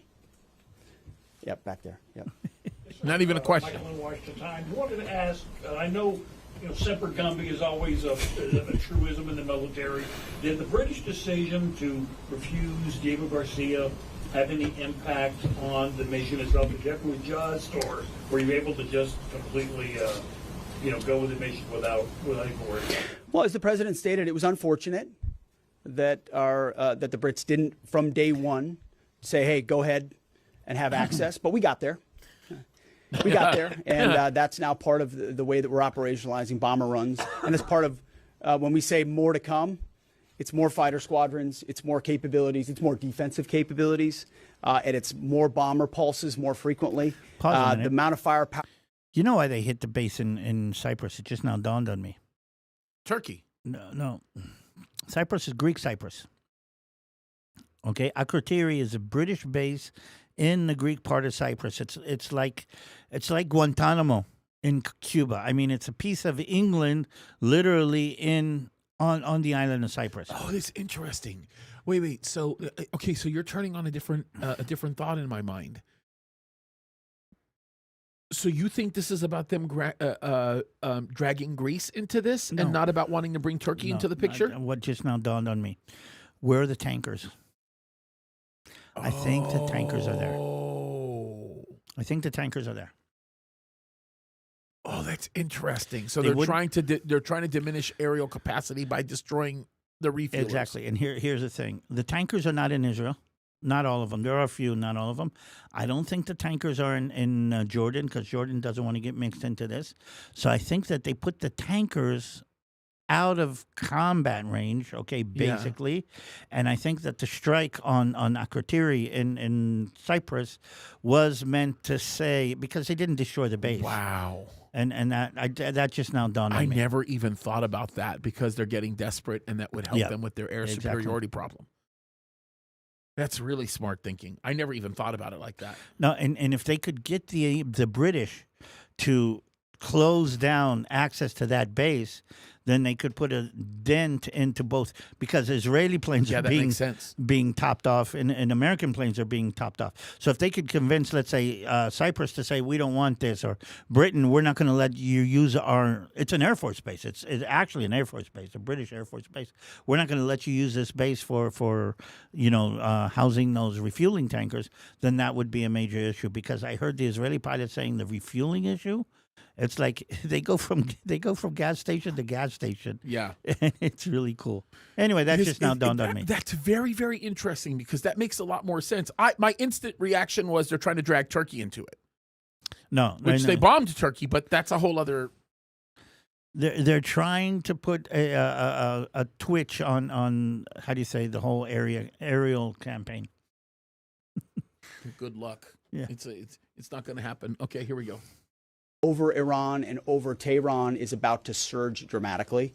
And part of it is that we're going to have even more basing. And it's not just the UK. We've had other friends step up, and we're grateful for them. Isn't it comforting? We're about to surge dramatically. Like, holy smokes. Okay. Maybe one more right here. Yeah, the Azeri president earlier today basically authorized his Minister of Defense to begin preparing troops for some type of retaliatory action after the airport strike. As the Department of War and CENTCOM is working on deconflicting with the Azeri if they were to move in or attempt something in retaliation. I'm sure there are plans, and I'll let the Admiral speak to that. But that does allow me to kind of address this idea that the war might be expanding, or there's chaos, and nothing could be further from the truth. Listen If to this, anything, by the way. What Iran is Listen to what he says here. I'm going to rewind it for context, because it's very important. Listen to this. By targeting chaos, and nothing could be further from the truth. If anything, what Iran is doing by targeting allied countries that would otherwise want to stay out of this, they've actually pulled them into the American orbit. So now you've got UAE and Qatar and Bahrain and Saudi and Kuwait and others saying, hey, we're with you. We'll shoot with you. We'll fly with you. We'll defend with you. We'll allow you more basing and other opportunities, a lot of which we can't talk about and won't talk about. But it's actually firming up the unity of the resistance in order to focus exactly where we need to. So this idea that it's expanding or going, no, it's actually simplifying in a number of ways exactly what we need to achieve and how we'll achieve it. I don't know if you add to that. I won't get out of. Did you smell peace in the Middle East the way I just now did?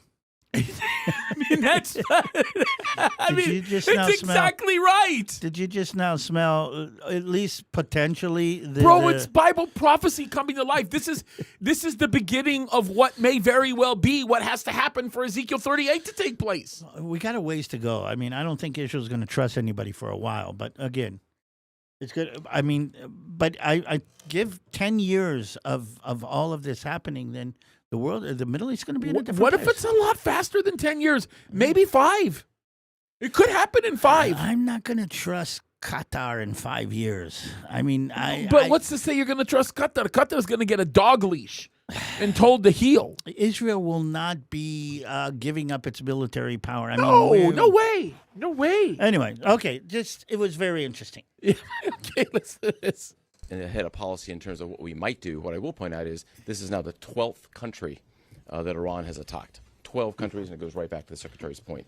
Those 12 countries are none too happy, and I look forward to working with all the partners who are willing to join us in this. And I would just close by saying, Mr. Secretary, one more question. Sure. What is your message? So he does not like the press. Can you see? Sure. I'll give you another question. Nobody likes you that. crazy. And okay, here we go. I love the man. I got to tell you. And he's very approachable, by the way. I don't know. He's a very, very approachable person. I had the privilege and honor of being able to shake his hand at the White House. Very, very, very. Anyway, just enough said. Americans who are concerned about security here at home with the change up that we're going to see at the Department of Homeland Security. well, I think Kristi Noem did an excellent job over there securing our border and keeping us focused on threats, and President making a change. We all serve at the pleasure of the President. I'm sure Mark Wayne Mullen will do fantastic job. He's been a friend of mine for a long time. But Christie did a great job setting us up for success. So I don't have any concerns about whether or not the homeland will be covered down on. And I'll just end by saying I wish every American could get a chance to see what we see. I had a chance to go into the control room, into the Tactical Operations Center, go see these young men and women that are doing this, the dedication that they show at every level, the way they've refined their craft. I was talking to a It's going to be an interesting week. Who's iterating on how we target and how we find and fix different aspects of what the Iranians are trying to do. If they don't know what they're up against, and if they think they've got it solved for, they're wrong. And ultimately, the combination of our ingenuity, the skill, the professionalism, the discipline, and then the sheer weight of the capabilities of the U.S. military, what you're going to see may look routine. It may start to be like, oh, another boat. Oh, another launcher. Oh, another drone facility. What it takes to do this with the precision that we do is world-class. No one else can do it. And it's world-class Americans. Like the ones I saw here, like the ones that are coming home that we're going to greet home, that are the engine of what makes our country great. And so I'm so grateful for folks like those here at CENTCOM, at Central Command, who are under your command. Thank you for your decisive leadership. And all I'll say to you is what I say to them, keep going. Because the President and myself, we have your back. Thank you, Admiral. Appreciate it. Thanks very much. Thank you all. Dude, could you imagine? You've got the Secretary of Defense going to the most powerful admiral in the military who looks at him and says, keep going. Keep beating them down. Me and the President have your back in front of the whole world. No, just use your imagination and try to figure out how this would look if Kamala Harris was president of the United States. I'll tell you how it would look. This is how it would look. Iran, don't. And then they would. No, but here's another thing. Israel would be in there much, much deeper without the support of the United States of America. And again, I can't help going biblical on you here, and this is really important. But there is a connection between Israel, American support for Israel, and American prosperity. Oh, are you kidding me? And America has been backing down on its support for Israel over the last couple of administrations. This is, I think, just seeing it like this is a step in the right direction. I was just talking to a dear friend of mine who's a businessman, and we both agree. We both agree to the fact that the business environment that we all of us operate in is about to just increase substantially. Yeah.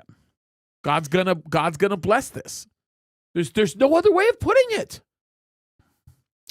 And we're going to see this. By the way, I don't know if you know, Israel's being blessed. You know, well, let me go back.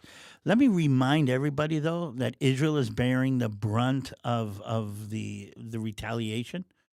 I mean, the United States of America, nobody's running the bomb shelters here because of this. 100%. Israel is running the bomb shelters, and here's the thing: I heard somebody from the Iranian side say, "Thank you, Bibi, that you're willing to put your people in the bomb shelters in order to save us." Yep. And do you understand the absurdity of that's what's happening right now? Israelis are bearing the brunt, both militarily and their civilian population, in order to change the lives of the people of Iran. Yep. Okay, we've gone way over. Way over. Any quick comments on Beirut, Lebanon, and maybe even Syria? And then I'm going to take a few questions. So the Hezbollah was a proxy of Iran sitting inside Lebanon, and they made a massive mistake. We all know about the pagers and the beepers and the this and the that and how far they've gone down the drain. But they should have sat this one out. And they have just now given Israel the excuse to take them out because we can do more or less what we want in Beirut. So the first thing that we did is we told everybody to move north of the Litani River. And Israel is going to create, I think, it looks like it, a buffer zone between the northern border of Israel and the Litani River. Go to the Balagan connection sometime tomorrow. I'm going to be putting up a video that goes into the details of that. But they didn't stop there because the headquarters of the Hezbollah are underneath the skyscrapers in the Dahia neighborhood inside Beirut. And what they've just now done is said, anybody who's in the Dahia neighborhood, get out of the way. And I think they're going to reduce the Dahia to rubble. It's going to look like Gaza. Hopefully that'll give, and again, Israel doesn't want regime change, but Israel wants the Lebanese government to take control of Lebanon. And the Lebanese people, Yeah. the Lebanese government, I think you're right. have no beef with Israel. The only reason Hezbollah is firing is because they are a proxy of Iran. I mean, even Ayun is backing down. Yeah. Mr. Israel is breaking every international law on the face of the earth because I used to be a ICJ investigator judge. or whatever. No, again, Lebanon is just waiting for Israel to take them out in order, again, the Iranian people, okay, here's the absurdity. The Iranian people are waiting for Israel to take the regime out, the mullah regime. The Lebanese people are waiting for Israel to take out the Hezbollah. Okay, the Syrians waited for us to make the Assad regime weak enough in order to do this. The Hamas, the people in Gaza are waiting for Israel to finish off the Hamas. Look what's going on. And I'll tell you what's next in line. We haven't even mentioned. The Houthis in Yemen are saying they're going to get into this. And Israel is saying, you get into this, we're going to really 100%. pull out all the stops. 100%. Now, I want to stress something that a lot of people don't realize. Okay, wait a minute. America wants to overthrow the regime. Why does that give the Iranians the justification to hit Israel? I mean, something that we as Israelis don't understand. When the coalition went into the first Gulf War and the second Gulf War, why does it seem normal that Israel has to go into the bomb shelters? We weren't part of that war. We were not part of that coalition. We were not part of that issue. Why are we being the ones who bear the brunt of this? Again, it's the hatred of Israel that is actually bringing everything together. That's a good question. And I'm going to say, why somebody in the UAE or somebody who lives in Qatar for all, or Kuwait, not that I'm great lovers of them, are saying to themselves, wait a minute, we're not fighting against Iran. Why are we being bombed? Yeah, it's a good question. You know what? That's a very, very good question. And it's one that's causing them to use some common sense as to know what's happening. So I saw an Israeli family that was stuck in Abu Dhabi. Oh, really? Yes, they were on vacation in Abu Dhabi, and they're in a hotel, and they're saying, we see the rockets coming down on Abu Dhabi, okay, and there's no bomb shelters, there's no sirens. I mean, there's nothing we can do, and there it says we're watching. Wasn't it Abu Dhabi where the hotel was destroyed? Yeah. And a ton of civilians died. I just crazy. Okay. Let me go over a couple of these super chats. Brad Bunn, thank you so much, bro. You say, really found your conversations with Brother Jack Hibbs insightful. Excellent work by you both. Yes, I was on the Real Life Network. We did a live show together with Daniel Cohen. It was very, very nice. And I was, Kelly from CBN was there. It was actually a really, really great time. Jack is just awesome. I've always wanted to do something with him regarding the Middle East, and so it was so special. I very much cherish it. And then, Brad, you also say, I see I can do a super chat without getting you in trouble sometimes. That's right. Pookie! Brad, been a long time since I've heard from you. You say James and Jack was Fire TV. Please do it again. I think we will. Jack and I have been talking about that. We're going to talk about AI, end times, that kind of thing. Pollyanna, thank you so much. Deborah Valavidivio, thank you so much. I hate the fact that I butcher the pronunciation of your name. Okay, Chansey, we're gonna answer this question, and we're so much out of time that may be the only question that we answer. It might bring up some debate. I don't know. It's kind of an interesting thing. Okay. What was during last live, some of us in chat expressed we felt trepidation with J.D. Vance. Do you agree? Do you feel we can trust him to stand with Israel? Do you support him as next POTUS? Okay. You've heard what my opinion is. Yeah. Let me just say this. Marco Rubio is looking very, very good right now. I really like Marco. I will just say that. Let me also say this. I think J.D. Vance is way too smart to be giving into the Tucker crowd. Now, I know that Tucker's son works for J.D. Okay? I know that. And he's not come out. But I think he's way too smart to let that become the issue. I hope you're right. My core feeling, just of seeing how he's kind of reacting, is he's waiting to see. And I think that there is an element of, wait a minute, we're not sure how this is going to go. What's happening now has made it very clear what Trump is. Yeah. And I think JD might be moving a little bit, but I think there was a balance, there was a pull, there was a magnetism going in the anti-Israel direction. Yeah. And I think JD was trying to decide. He can't ride that fence anymore. Well, he won't be allowed to ride that fence anymore. I think not now. And if he wants to ride the fence, this is my perspective. I think Trump will kill his chance of becoming the next. Oh yeah. President. And seeing how much Trump is behind Israel, I don't think Trump would support somebody that isn't behind Israel the way he is. I would agree. At least it seems like I would that. agree. That's why I think JD's way too smart to let that happen. James, it's been amazing to be here. I missed you guys. Man, I miss you very, very much. I'm glad that you're here. I have been looking forward to you closing in prayer. It's been a long time hearing your voice actually praying. I'm so glad that you're back. I really am. I will tell you, just before we close off on this next president thing, man, Marco Rubio is brilliant. He's doing all the right things. I have a tremendous amount of respect for him, and I think he could make an incredible president. My crazy dream is Rubio running for president and Hegseth running for vice president. There's a lot of people talking about that too. I mean, that would There's be, a lot of as far people as I'm talking about. concerned, Can you imagine what that seems- ticket would look like? That seems to be. Whew. I mean, and the world would be a much better place, and America would be a much safer place. Yep. I think so. Yep. Whoa. And then, by the way, one little funny side note talking about idiotic lies.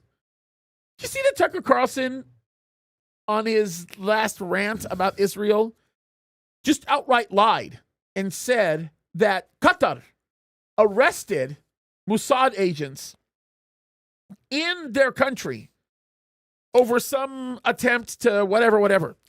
And then the Qataris came out and said, no, he didn't. No, I saw that. Tucker's being, I'm going to say, obsessed or consumed with his anti-Israel hatred. Cenk and Anna and the Young Turks are very. I mean, I'm seeing this. I mean, I actually think Cenk is mentally ill. I think he has some kind of mental illness. He's Muslim. Yeah, he claims he's not a Muslim anymore. He actually says that he is an atheist, basically. Well, he was a Muslim. Yeah. He did grow up a Muslim. By the way, we're starting to understand Barack Hussein Obama more and more. I mean, again, that's where it comes from. And I'm going to say something that me and my mom were talking about, and every time I say something about this is, it's not only Islam and that's a problem. Again, let's go back to your Bible. Okay, remember that the Arabs are descendants of Ishmael. Yeah, that's right. And the Bible was very clear that he is going to be a man of anger 100%. and a man of aggression, and everything that comes from it is coming this. And here's something that a lot of people don't realize.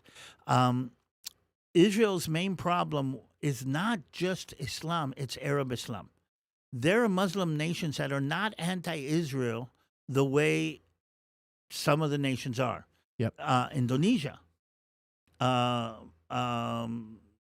Even Turkey had good relationship for a while until they went down that way. Malaysia, Arab Muslim country, they're not anti-Israel. We have good relationships with Indonesia and with Malaysia. What's the difference? They're not under. Again, God can bless a people, but God can also curse a people. Yeah, absolutely. And I think we're in that realm. Yeah, amen. And I think it's about time that a lot of that begins to manifest itself. Okay. More rockets from Iran aimed at the south part of Israel right now. It's crazy. So, Tuesday will be a good one. okay. I'm looking forward to us doing it. I miss you. Are you up to them sending in things that they're want us to talk about and kind of try Please to line up? do, actually. Yes. Let us know. What email address would we have you? You know what? Write a comment in the comments. That would be the best thing. Once we end the live show, go back to the comments and write request, topic request. That's what we want you to write. Topic request in all caps, and then let us know what you want. That would be good. Okay. Let's pray. Let's do it. אבינו שבשמיים יתקדש שמך. יעשה רצונך כמו בשמיים כן בארץ. Our Father who is in heaven, let your name be blessed and may your will be done just like it's done in heaven here on the ground with us. I want to say thank you.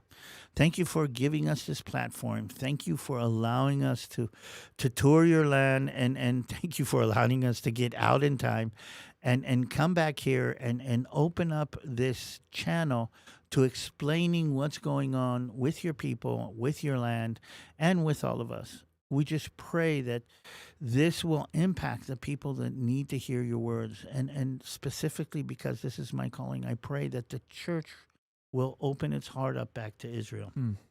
Will realize what's going on the world today is a biblical event and tie the world events to the Bible the way we all know that should be tied. I want to thank you for allowing me to reconnect to my family. Thank you for Pastor James that makes all of this possible. And thank you for all the people who are watching us, that are listening to us, that actually seek to understand your word in a better way. We just pray for the peace of Jerusalem. And I'm going to say from here, pray for the people of Iran who are bearing the brunt of being used by the enemy for its own deeds. They are the ones who are going to be suffering more than anybody. I just pray, and let the revival that everybody's talking about in Iran spread more and more. We'll just pray this in the name of Jesus, your Son, that in whom you were well pleased. In the name of Yeshua.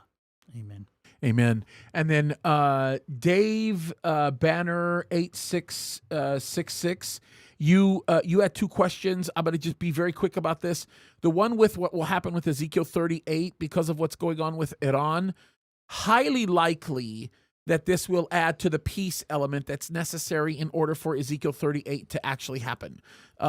Just a very quick answer to that. And then with respect to Qatar, this is a very interesting thing. We're going to see what happens with with the attacks on them and what they're going to end up doing. My guess is they are going to try to separate the presence of Hamas in Qatar from the problem that they're having with Iran. Is my guess. I don't think they're going to be able to do that for a long time, and eventually the presence of Hamas in Qatar is going to implode, and I would not be surprised if Mishael was killed in Qatar for that last that last time. Yeah, well, we're waiting for him to meet his maker. Yeah, he will meet his maker soon, probably in bed while he's while in Iran or something. Who knows? Well, it's going to be an amazing week. I mean, stay connected. And yes, before I forget, yes, somebody reminded me. I think it was Pookie.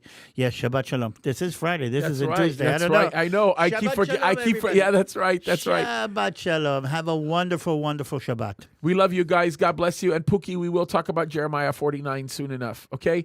We love you guys. God bless you. Keep fighting the good fight.